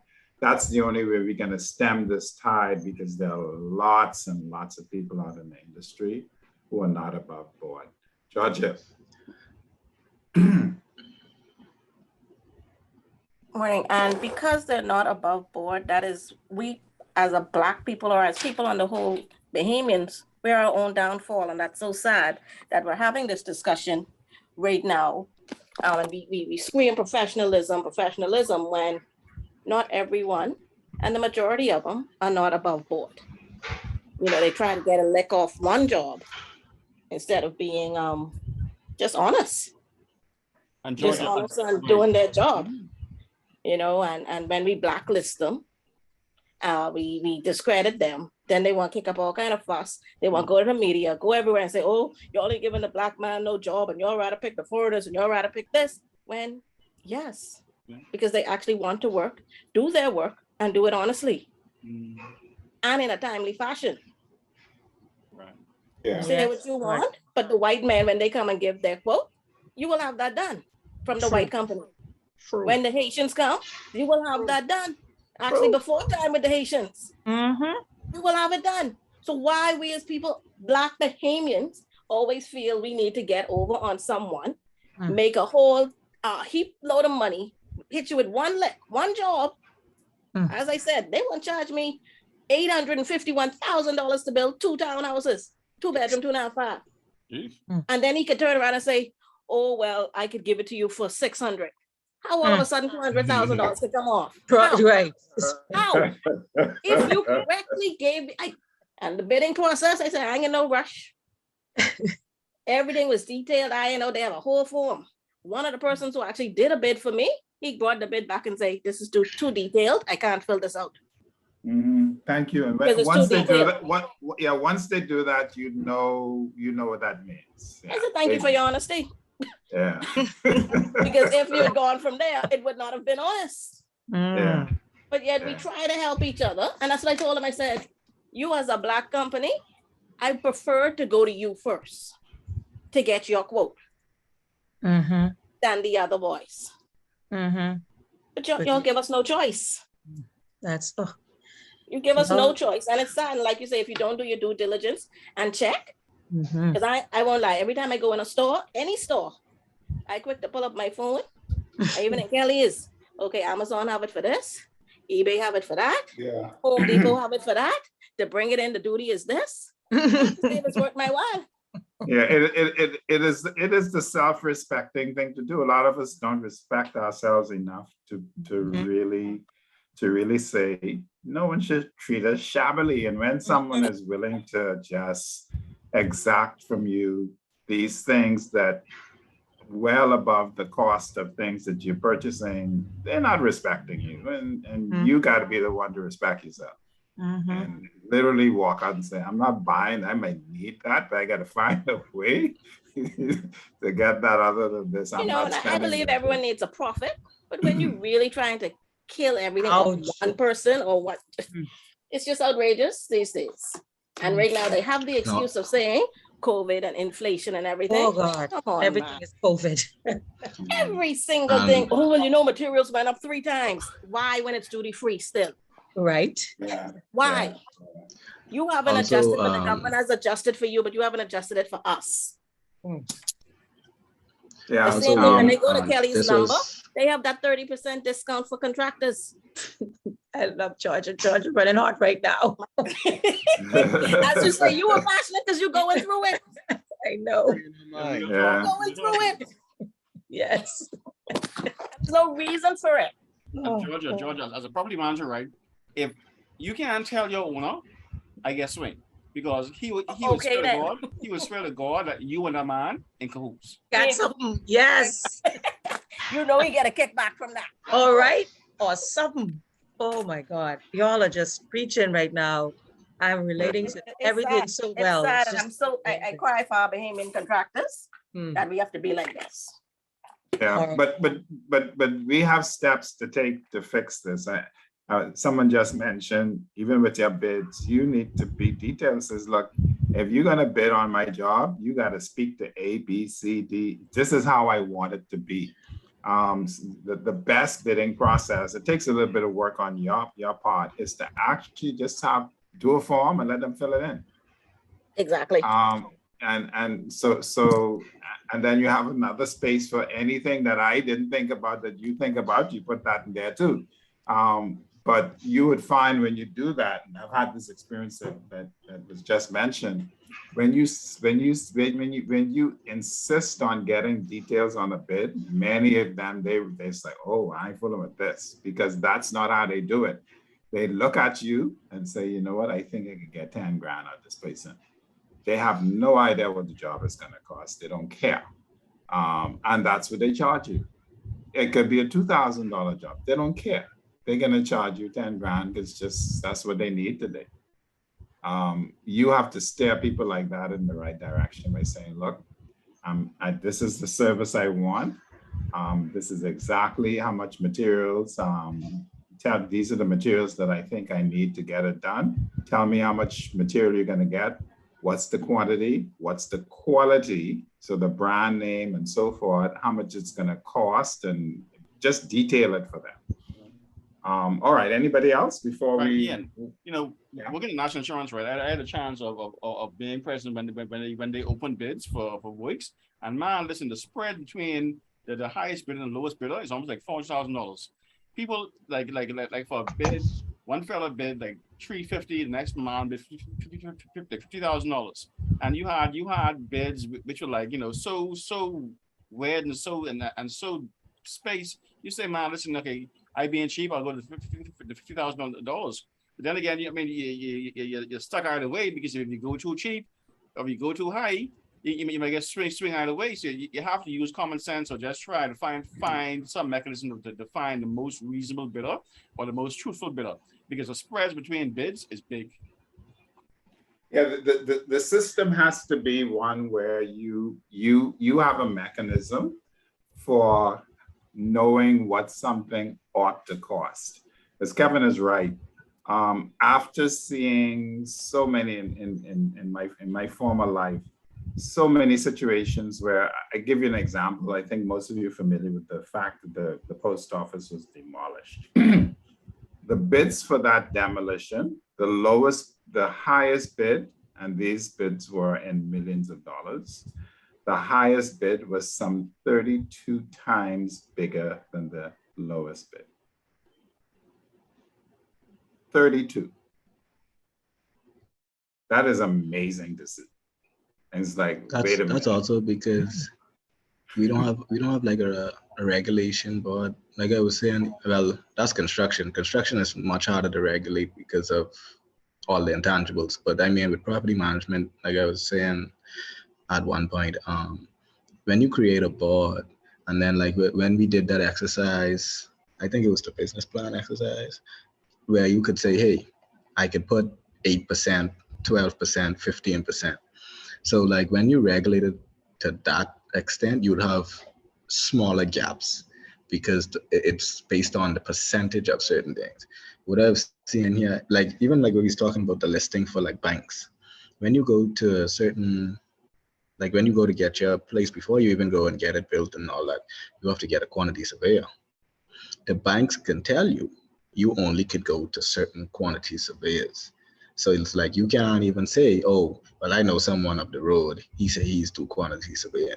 Like the banks is gonna tell you, we have a list of 10, 15, 20 guys who are reputable, who can tell you the value on what it should take to build this home. Because what happens a lot of times, or what used to happen is, you have a home, a nice home that you wanna build, let's say 300,000, but you don't wanna get all that from the bank because you don't want high payments. So you can go tell your friend, hey, tell them I only need 200,000. Then when the bank give you 200,000, your house can't finish. When your house can't finish, that's no value to you or the bank. So that's why I say with the board regulates a lot of this. And I did heard about the Ministry of Works listings. The only problem is the familiarity of Bahamians is, even if you get on that list and you know someone, you could always call in and say, hey, bro, these fellas badmouth me. You think you could do something about that? And you can say, oh, don't worry, I'll take your name off the list. Yeah, And then you get another project, you mess that up, you come back, you do the same thing again. So it's like over and over again, we don't have some board or something that regulates something fair across the board to say, hey, everyone, you have to be a part of this board. Because even to get a contractor's license, anybody could be a contractor, honestly. I think all you need is like 3 references or something, and you could just apply for the license. It's like no reputable board to say, hey, these guys have to prove that you could work at a certain standard. So then we have ladies and gentlemen in this group who know about property management and a little bit about construction and stuff, and they having problems. So imagine the average person who just wants a home, or imagine your kids who just coming out of school and just getting their job for the first time, and they saying, let me go in the field and see if I could get a quote to get my own house or something like that. They can get swing left, right, and center because it's nothing that regulates, that prevents these guys from taking advantage of the customer. So that's why I say this is what I'm trying to do with this group. Like, we need to create something that regulates and make sure that we could streamline the opportunities to the more professional people in the industry. Because to be honest, even though that we think that those guys out there don't have nothing to do with us, those guys actually make us look bad in a way, because they're representing themselves as property managers. So they're giving us a lot of them are. You're quite right. Yeah, so now when people hear you a property manager, they can say, well, man, I don't deal with 2-3 property managers and they don't swing me. So what makes you different? And there's no board to say that, hey, well, I'm a certified property manager that's registered with the national board. So it's like, okay, well, I just go in by basically what you tell me to. So it's like, we have nothing to put us on a different level to say, okay, we are certified and we are also a part of this board that separates us from the common guy who could just knock on your door and say, hey, I see your roof need to fix. I could do that for you. Yeah, so we will definitely work on changing that. I want to proceed in the next few minutes that we're together to quickly run through some of the other things we talked about. We talked about leases, and fortunately we had Mr. Gibson on that spent some time with us, answering some of our questions related to that element. And one of the important takeaways from this is, as a property manager, you should be familiar with how you put these sort of documents together. I mean, it's not something you need to as a must have or must do, but you should be familiar with, getting away from the complex language that these leases sometimes want to have. Understanding very thoroughly that a lease is an agreement between one party and the next about how we're gonna have a relationship and me renting something that I own to you. And really thinking about all of the things that we want to cover in this relationship. Let's not get caught up in what we call the standard lease agreement, because in many cases, those standard lease agreements do not cover some of the things that we, as a person, as an individual, or as a professional, would like it to cover. So never get swayed by, oh, this is the standard lease agreement, let's just use this. You want to have a lease agreement for your situation, for your circumstances, for the person in the persons in the relationship. And so forth. You want to understand as a property manager, even if you are not hired to manage a lease agreement, you still want to understand what that agreement is, because the agreement does set boundaries for the relationship between the landlord and the tenant. We also spend time talking about the property manager understanding that a big part of what they do is reporting to stakeholders. And understanding, again, on an individual basis, what kind of reports do I need to put together? And being very, very determined and diligent about providing reports so that you put the stakeholders in a position where they're getting stuff on time. They never have a question like, how is this going? What is this all about? What's happening with this? Because you're always answering that question. And they get to the place with you where they know that you will inform them, they trust you, they understand that you communicate, not just by picking up the phone and telling them when there's a problem, but you're also telling them when everything is okay and what is okay and the extent of it. So that whole thing that we spoke about with understanding that as a property manager, you have to report and incorporate a system for providing reports. And these reports are for your benefit as well as your clients. If you, whatever kind of business you're running, and companies that, someone mentioned Amazon, one of the things that anyone who uses Amazon would realize is that you can go back and click a button in Amazon and see everything that you've ever purchased from Amazon, ever. From the very first time you purchase an item from Amazon until now, you can get a report on that.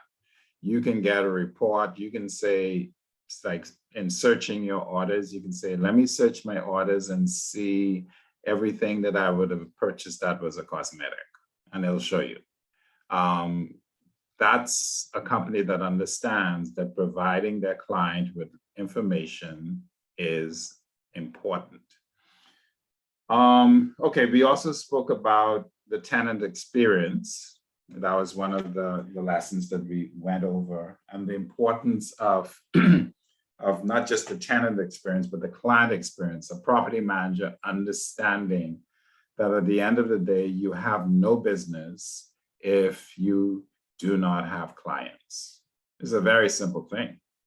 And sometimes we get big in the head because things are going well, and we forget that the only reason why things can go well is because at the end of the stick somewhere, someone called a client is there. And that person, if we satisfy them and give them great quality service and just knock them off their socks every time, that's where the value is. Do never take your clients for granted. And remember, people change. So what makes a client happy in 2012 may not be the same thing that makes them happy in 2020. You have to be cognizant that sometimes you've got to make shifts and satisfy the client in different ways. And we also, in the very end, we talked about ethics. I had some very good talks on what that meant and professionalism. I do implore you to constantly, again, find a time during the year where you call it your ethics day or your professionalism day. So we're not focusing so much on ethics, and actually go through, create a list of for yourself of what it means to be a professional, and go through that list and says, am I doing this to the best of my ability? Am I doing B to the best of my ability? Literally self-evaluate so that you keep your professionalism on tap. Because when we don't self-evaluate, we're human, we can slip. And you want to self-evaluate. You also want to find a mechanism for having other persons being welcomed. Let them know that you welcome their feedback. Now, the thing about feedback is this. You have to know that when you invite feedback, and you should invite feedback, that no matter what your reaction or feeling is about the feedback, even if someone is being dishonest with you, and there's some people who are dishonest, they will tell you, oh, your service was crappy, when they know it wasn't crappy. Even when you're getting some percentage of dishonest feedback, every feedback is useful. So again, from my experience as a business advisor, I know a client of mine would have done a survey to find out what people think about their services. And they had one particular client or survey respondent that said, your product is never fresh. Now they know that their product is fresh. They got that feedback from nobody else. In fact, they got feedback from other people commending them on how fresh the product is. So the question is, how do you react to this one client that is saying this really dastardly thing about your product? And the answer I gave to them is like, that's the client you go to and says, okay, so how can we give you a better experience? You know full well they're probably just being whatever, but that's the person you now say, if I could win that person over, which might not be possible, but if I could win them over, then everybody else is chump liver. Instead of you getting all hot up behind the ears and say, oh, this person is stupid and I don't have nothing to do with them and that's probably the person you want to find a way to bring them over. And of course, finally, we talked about trends in property management, and that's really about you as a property manager always thinking about how can I make my profession better, me as a professional better, and it's about evaluating what things have been like, what they are like, and what you think they will be like. You always have to have that sort of thinking cap on. So before we go, we had a great discussion this morning, in my opinion, but I'd like to open up the floor to any comments. I know I spoke with you individually. Some of you didn't get a chance to speak with still, but I spoke with you individually. And one of the questions that I did ask was, hey, how do we make a delivery of a course like this better? One of the comments that that comes to my mind that I thought was very useful. I do know that someone would have suggested that we have a field trip or field trips. Currently, this is online, but it'd be nice to have a field trip where we see or experience a property management experience, either in residential or commercial or both. So I know that was a very great suggestion that was made. Obviously, we've done this entire session online, and there are a couple of people who thought it would really be beneficial if we have a mechanism for hopefully when COVID becomes just a normal thing in the minds of people, that we can have a face-to-face sessions and people get to see and meet each other and maybe forge the types of relationships that these sorts of course offerings help to forge. Yeah, great numbers of suggestions, but one of the things I want to do before we leave the call today is have a discussion on the course from yourself, on the course itself. How can we make it better? What are some of the things that you, we started off by talking about some of the things you wanted to gain from the course. So I'm gonna pick on everybody, sorry, who are here today. These are the major players who are here today anyway, and find out from you in the last couple of minutes, what did you get out of this, and how do you think we can make it a better course? I'm starting with you first, Crystal. Crystal is a shy one.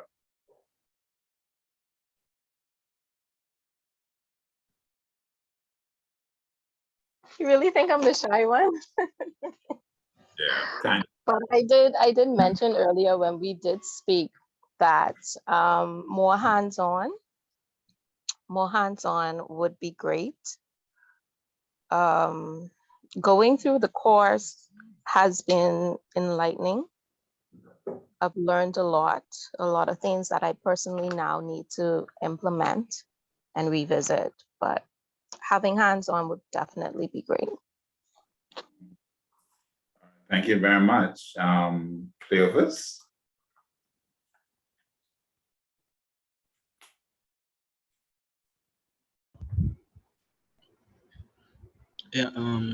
Yeah, I guess hands-on as well would be a good part. And then also, I like the exercises. I mean, we already had our one-on-one, but just more detail sometimes in our industry. Like, I'm glad how you brought in like the lawyer the other day, and I think you said you're gonna bring in someone else next week or a week after or something like that. But being able to actually give certain scenarios, like how I think Marjorie was saying about her personal, like to get tips and stuff, because you could learn or read it over a book, but until you actually sometimes go through the scenario and see how to react in certain situation, it's best to have someone there to advise you or do something like that. And then also at the end of the course, you could also do something like a big brother, big sister program, where you could tie people in with people who are already in the industry that they could shadow or work with or work along with. That now, so after the class, you don't just get a certificate and just hang it on the wall. Like, you could actually now get hands-on training with someone, or you could actually become a big brother if you're that advanced, or if not, then you could go tag along with a big brother or a big sister, and you could keep your knowledge going. Like, you could keep gaining knowledge on whatever you need to. Good, wonderful. Marjorie? Hi. Yes, well, yes, we've had our one-on-one as well several times. I have to say, first of all, well, thank you, Ian, because this course has really opened my mind about things and given me a sense of confidence in what I was doing already. And it just solidified some of the things that I was doing. And then on the other hand, things I didn't know just blew my mind. And I think I gained a lot in that respect. And it has given me the confidence, I think, to now deal with, and I have, like, my clients are A-listers. So the fact that I've been dealing with them without this knowledge is part of the confidence that, oh my God, watch out, guys, I really got y'all now, you know?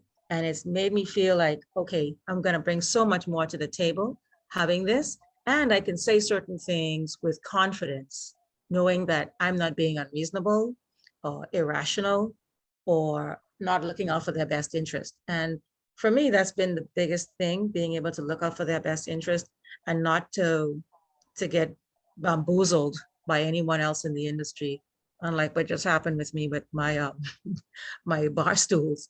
But on the other side of it, I've learned to be a carpenter. I've learned to be what do you call it? I'm learning to be a plumber. I'm learning to the things of an electrician. So all these other things have now come together in this lesson and in this course. And I'm just, happy that I did this. I have not one single moment of regret. My quizzes don't show that, but but in general, I am really grateful to have been a part of this course. And I hope to pass that on, like Cleophas said. I have said it in a message. I am open to anyone who calls anytime after this class is all done. Anywhere I can help, I'm definitely open to do that. Thank you. Kevin? Right. Yeah.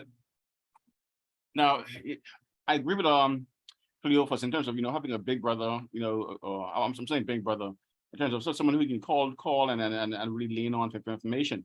But but I like case studies. I like people who write case studies as exact real situations which occurred, what transpired, and how these situations either were dealt with properly or improperly. So we need probably like a listing of or just a readable case studies of what actually happens in the industry, experiences, bad experiences, etc. So it can be an augmentation of the book in terms of actually real world experience as to what goes on in the industry. I think Cleophas mentioned you have some people out there who are doing some shady stuff, some wicked stuff, and so and they're challenging the image. But the whole thing is that those can be encapsulated in case studies because you're showing exactly what who is out there, who are the bad actors, and exactly what is the consequence of these persons out there who are selling our names. So Ian, you mentioned that you write a lot, and that writing is your forte. But I think we need real world case studies to say exactly we can refer to see exactly what is actually happening in the wild, and also for persons who are not really familiar with like tools, plumbing, whatever have you. You probably have a little I think it's a book. They say, well, tools for dummies or plumbing for dummies or whatever have you. Looking at things, common names which property managers should know, like what's a ratchet wrench. Even I don't know these things, but looking at the common things that a property manager should know, the common terms and tools and so on and so on. So we're actually involved in this profession. So we should know exactly that what we're referring to when we're conversing with professionals who are plumbers and who are builders. You know what I mean? So I'm looking at case studies. I support the big brother, but also you're looking at I'm supporting us knowing or being familiar or having some reference material for the common and the language of the profession, or how to converse with professionals, in the profession.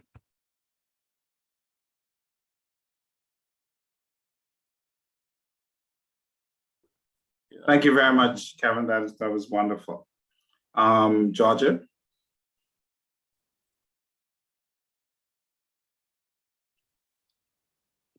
For the most part, I can only piggyback on what everyone else has said in terms of it was rather enlightening. And I was about to tell you, I ain't letting you get in the way with no piggybacking. No, I'm gonna elaborate a bit, and most of the things I heard was of us women. We need to get involved and do our research and become knowledgeable. Don't just let them take advantage of us being women or and not knowing. We need to watch the DIYs. We need to watch the home improvement, learn the ratchet sets and the Phillips, the difference between a Phillips and a flathead and all of these stuff that we would assume, contractors or men would generally know. And, you know, and that's part of the stereotype that we touched on many weeks ago, the sexism with it. So us women, we have a greater fight in this and becoming knowledgeable to become equal with the men. And so the contractors and everybody else, the landscapers and everyone else don't take advantage of us. As a class, like Marjorie said, the only downfall is the tests. And as an educator, I didn't approve of many of it. And I think that's why I got a bit discouraged at some point in the middle of it. And I must admit, with the testing and the point allocation, also, you know, I didn't feel it was fair or well done. So I'm going to give you a little stab right there, Mr. Ian. And Well, in terms of using that forms, and so, you know. Yeah, to be a little bit more helpful, could you be a little bit more specific? So obviously it's something that needs to be improved. How do we improve that? Well, one of the great, like I said, I'm an educator and a test writer. When you give a question that states, let's say 5 option, but it's worth 9 points. How is Okay. that's so, you know? When you give a question of a true and false worth 4 points, but yet something that you had to actually get all of it correct, is still worth the same 4 points. The point equivalency is not balanced there and needed to be addressed throughout all of the tests. And I like I said, I feel if it's something where it says tick what applies and you get 5 out of the 6 answers correct and you get the entire thing, no points. That's as if you didn't know any of that applied. All right. see, So that's a great point. We look at how we can do better with that, because what you're mentioning is although to be honest with you, there's a bit of intention there, but what you're mentioning, if I needed to know 6 things to be fully correct, and I know 5 things, I'm penalized as if I knew nothing. Correct. So that's the point you're making. And how do I get rewarded for knowing pretty much 99% of what I needed to know? And so we'd have a look at how we correct that for the final. But I will tell you, you do want to, because you're getting the same questions, you do want to make sure that same questions you've had before. Sorry, you do want to make sure that you can answer these questions the way they have been designed, even with those unfortunate things that Georgia has brought out. You want to make sure you can answer the questions. There's a challenge to it, but make sure you can answer those questions. Mm-hmm. So that was my major peeve, but it was more pros than that con. But I don't know, it sort of weighed together because your grade is what matters and not the discussion. Yeah. Well, I mean, I kind of defer from that in that I actually, my view as a coach lecturer is what really matters is you attaining movement in your skill set and your knowledge. What the grade is is a bit of a factor, but to me, it's not the major factor. My concern is with persons who haven't done the work. So persons who have missed out on doing all of the exercises, whatever grade you got or didn't get, if you didn't do the exercise at all, you have not learned a significant portion of what this course is supposed to deliver, because those exercises were intended to teach you something, no matter what grade you got. So I'm one who's not so stuck on grades. At the end of the day, the major grades you're going to get out of this course is going to come from your certification exam. The other stuff is really to get you to be engaged with the material. as opposed to being focused on, did I get an A or B or whatever. Okay, Georgia, are you, sorry, I interrupted you, so. No, that's fine because you answered me in the same breath. That's good. Okay, so you done?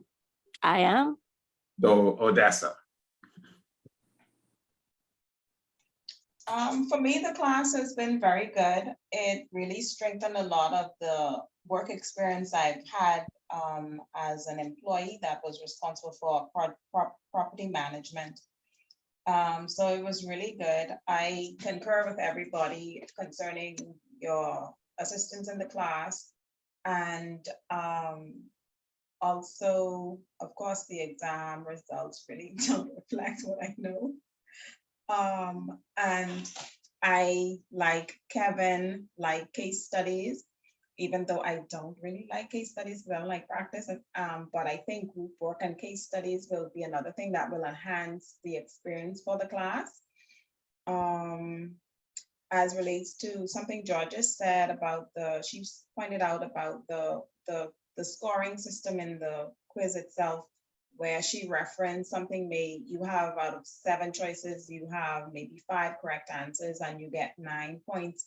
So if the exam points are standardized to a point where you know that every individual question is worth 5 points, or combination of answers gives you 6 points, then when you're expecting 5 points in a question that has 6 options, that question is valid for 15 points. So you know that the standard of each question with an individual answer is kind of on par. I don't know if I explained that correctly. In that Yeah, you did.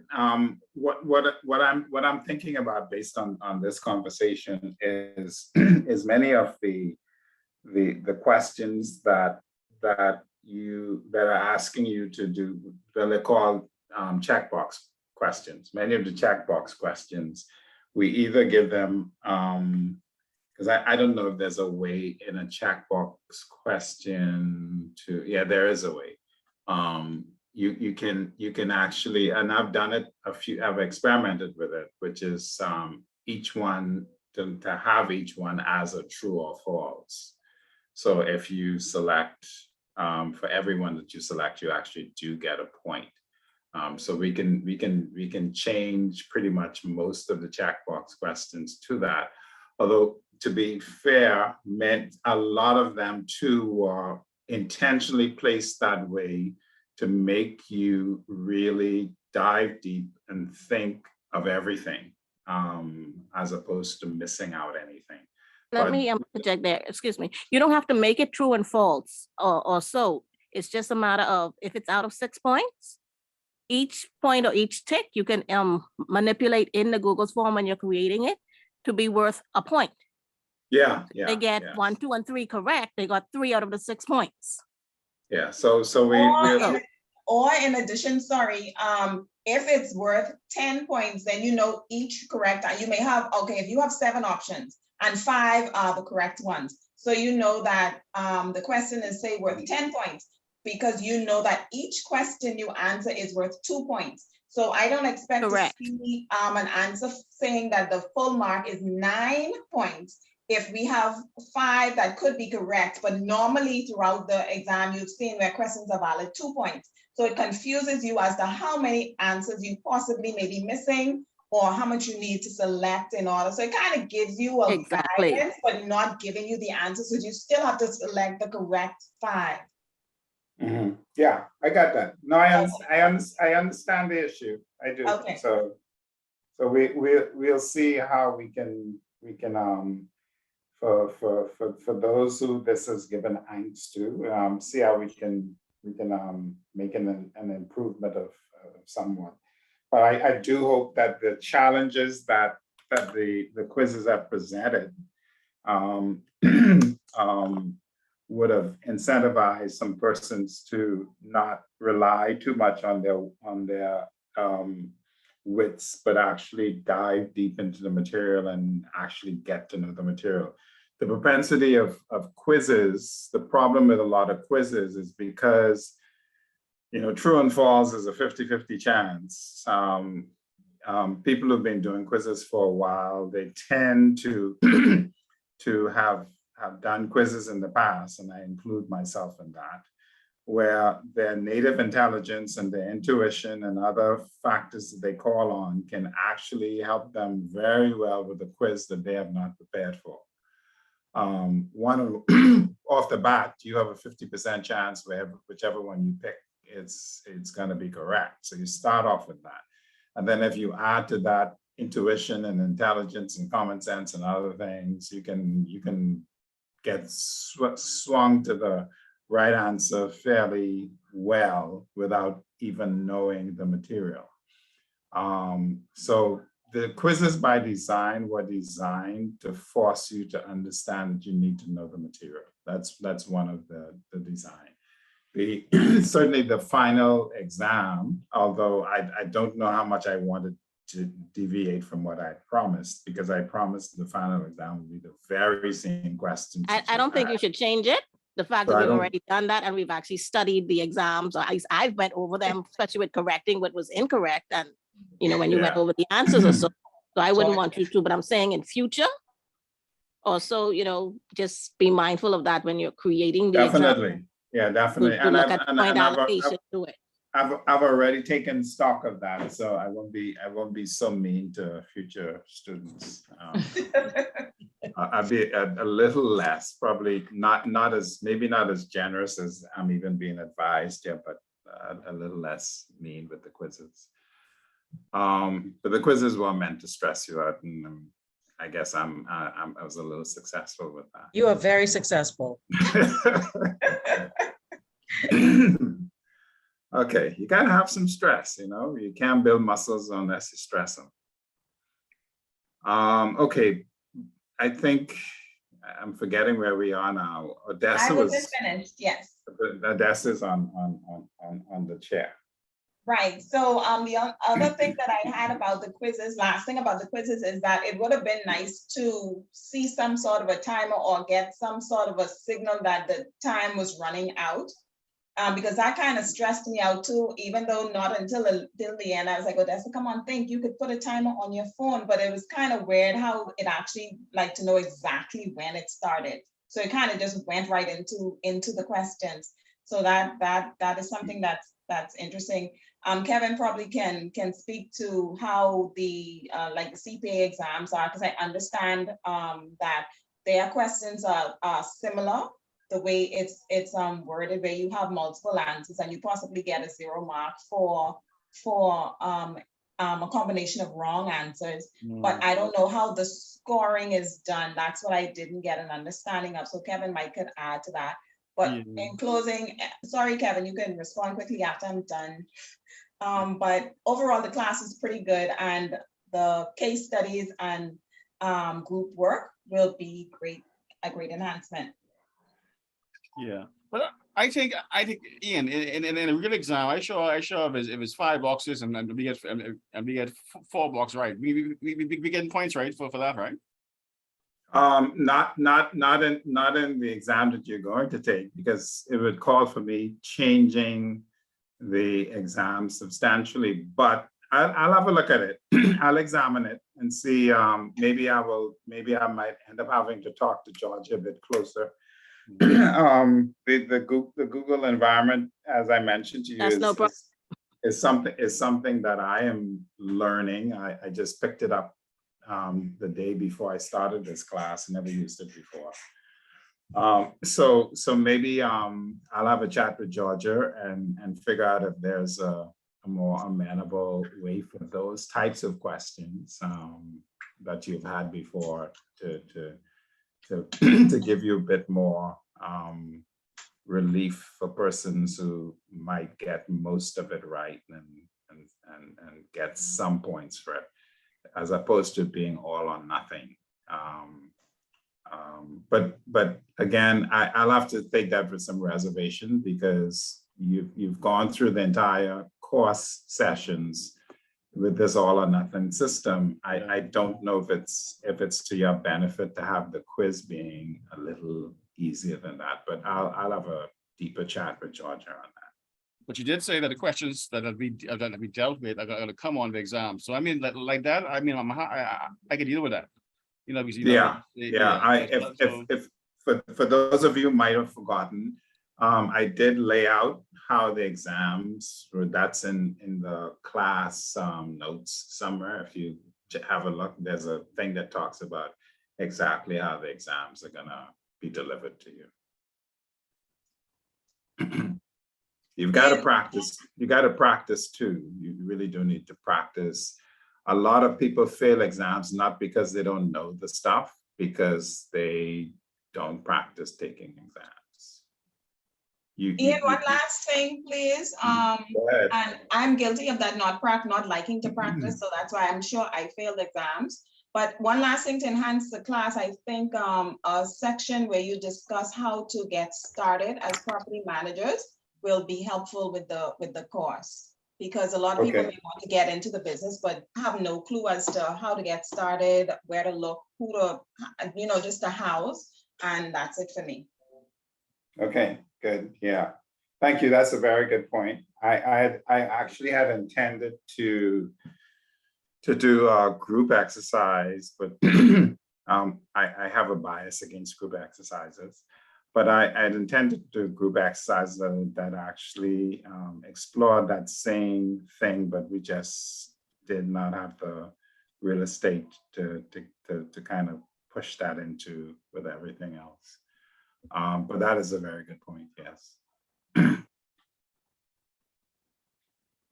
Okay, so that's it for you.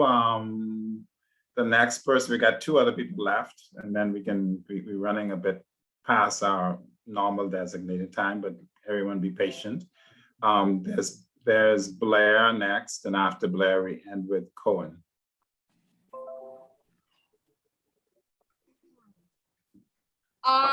For me, the course was really, really thought-provoking. I enjoyed the assignments, especially simply because, well, we all know that there's not much literature pertaining to property management in the Bahamas. Luckily for Mrs. McLean, I think I'm pronouncing it correctly, for her to take that step in writing her book surrounding property management in the Bahamas. But other than that, there's nothing much. There's not much literature in the Bahamas pertaining to property management. So as a result, I was actually afforded the opportunity to speak with a lot of property managers here. And they were able to give me some insight on the whole logistics of the field, the do's, the don'ts. I had 2 of them who actually helped me with quite a few of my assignments. So I was I was really grateful for that. And hopefully when I do enter into the field officially, they can be my mentors. As it relates to what could be different, definitely the testing. Oh my God, that stressed me right out. I gain a lot of headaches and angina surrounding those quizzes. But I do like the fact that Georgia brought up she brought up a good point as it relates to the point allocations, because I was also a former teacher as well. So I think once you tweak that could really help us navigate through the quizzes much better. Another thing that you can also change or do differently is what Kevin said. I love the fact that he brought up case studies. I think with case studies, you'll be able to present more realistic problems, and we'll be able to understand or try to determine how to navigate those case studies, whether it's a problem at the house or how could I say it? Or a unhappy client. I think presenting case studies could be, it would definitely be good for the students. And that was about it. All right, thank you. Thank you very, very much. Cohen? Good afternoon, everyone. This course was very informative to me. because initially I came, this is all new to me as well. So I came here with no knowledge, just thinking property management, well, I'll fix a leak here and make sure the property is clean here, and that's it. But the material that was given, it was very informative and it opened up my mind to a lot. So yeah, that was it. And with what Cleophas and Marjorie and Kevin said, I love to be hands-on. I'm a hands-on person. So if any of you guys, I am open to shadowing with any of you guys in the future. And the course was very informative. That's it. Okay. All right. Thank you to everyone. I don't know if there are any other final words, but I really enjoyed spending the last several weeks with you. I remind those few of you who have assignments still outstanding that the core of the assignments are really for your benefit, not for the grade. So I'd really look forward to you doing those assignments. You had a wonderful group of persons, especially those who stuck with it and really became the core of the persons who contributed and participated in this little journey we've had. I certainly learned a lot myself, which one of the most beneficial portions of it. I love learning. I actually get upset when I'm involved in anything that doesn't teach me anything. I always think I'm wasting my time. It's a fault of mine because I love learning so much. Because not everything ought to teach you something, but I have that as a fault. But I did learn quite a bit from this course. I do hope to. One of the things I want to be able to do is to set up some sort of alumni type of environment where everyone can come from time to time and share material, see new material, and sort of keep collaborating, or if they wish. I'm not sure how to do that, whether to do that. I'll have to find a mechanism to get that done, but I'd like to be able to do that to keep the material going. Obviously, this particular classroom, this Google Classroom, will stay open. So it's another space where you can come back and maybe add material or see added material and so forth and so on. So I do wish every one of you the greatest of success with your life, and life includes everything. And certainly prepare for the exam and see. I am confident that all of you will be certified persons. I think that the graduation is at the end of October. If I'm gonna get, did I provide you with the date of the graduation? No, I didn't even know that there was such a thing. Yeah, there is a graduation ceremony. I think they just they just finalized it sometime during the course of this week. It will be at Breezes, I think, and if I have my dates correctly, I'll get the dates and I'll post the dates and the time, and the Institute will obviously contact you.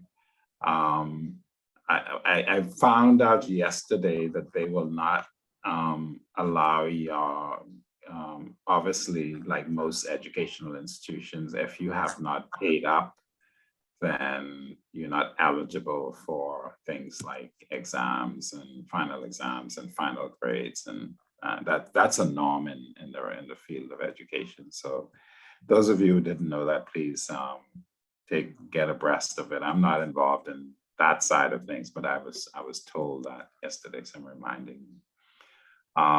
Again, I do wish everyone every best of success in everything that you do for the rest of your life.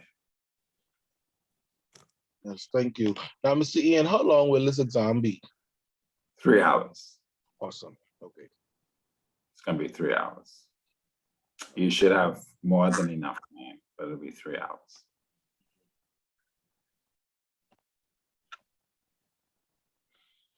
Okay, any other questions about the exam itself? I've been informed by because the exam is something that the institute does. So they are not used to the exam being submitted by Google. So at least for this particular class. So I'm gonna have to work out with them what that means, because they according to their bylaws, I think they have to make sure that they see each student take the exam, so that they literally witness each student taking the exam, or it's not legitimate. Right, didn't they say that in the video? Pardon me? Well, I thought that it says that we would have to just be on a visible camera so they can see us on camera the whole time. Right, and when I mentioned that that's what I noted to you, they indicated that they had a preference for persons coming into their office and physically taking the exam from there. However, it appears as if I'm not sure how many people are going to be taking the exam, because obviously sometimes everybody doesn't take an exam. They kind of, but I don't see anyone in this group that would be in a position where they're not confident that they'll do well in the exam and waste all their money and not take it. But or there are some persons who financially are not able to complete the process. But in any event, they mentioned that their facilities downtown, that persons can or could or should come in there and take the exam there. But they do have a staple where they have to be confident that you're the person taking the exam, so they have to watch you take it.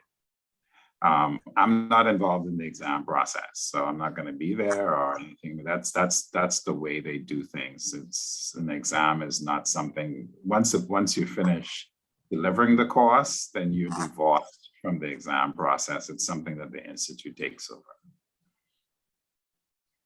So when I find out more information about exactly how they plan to do that, because I mentioned to them, you know, there's some people who are not on the island of New Providence. So they'll inform exactly how it's going to go. But I tell you, they do have to make sure that it's you taking the exam for the entire 3 hours, whatever mechanism is put in place to make sure that that happens.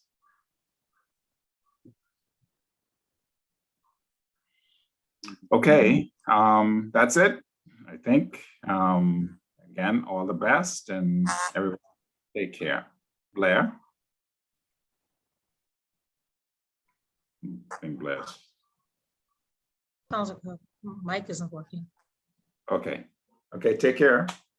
Take care, everybody. Take care. Bye, everybody. Good Bye. luck. Good afternoon, everyone. Stay connected. Good luck. Yes. Stay Bye. connected. Stay connected. All right. Right.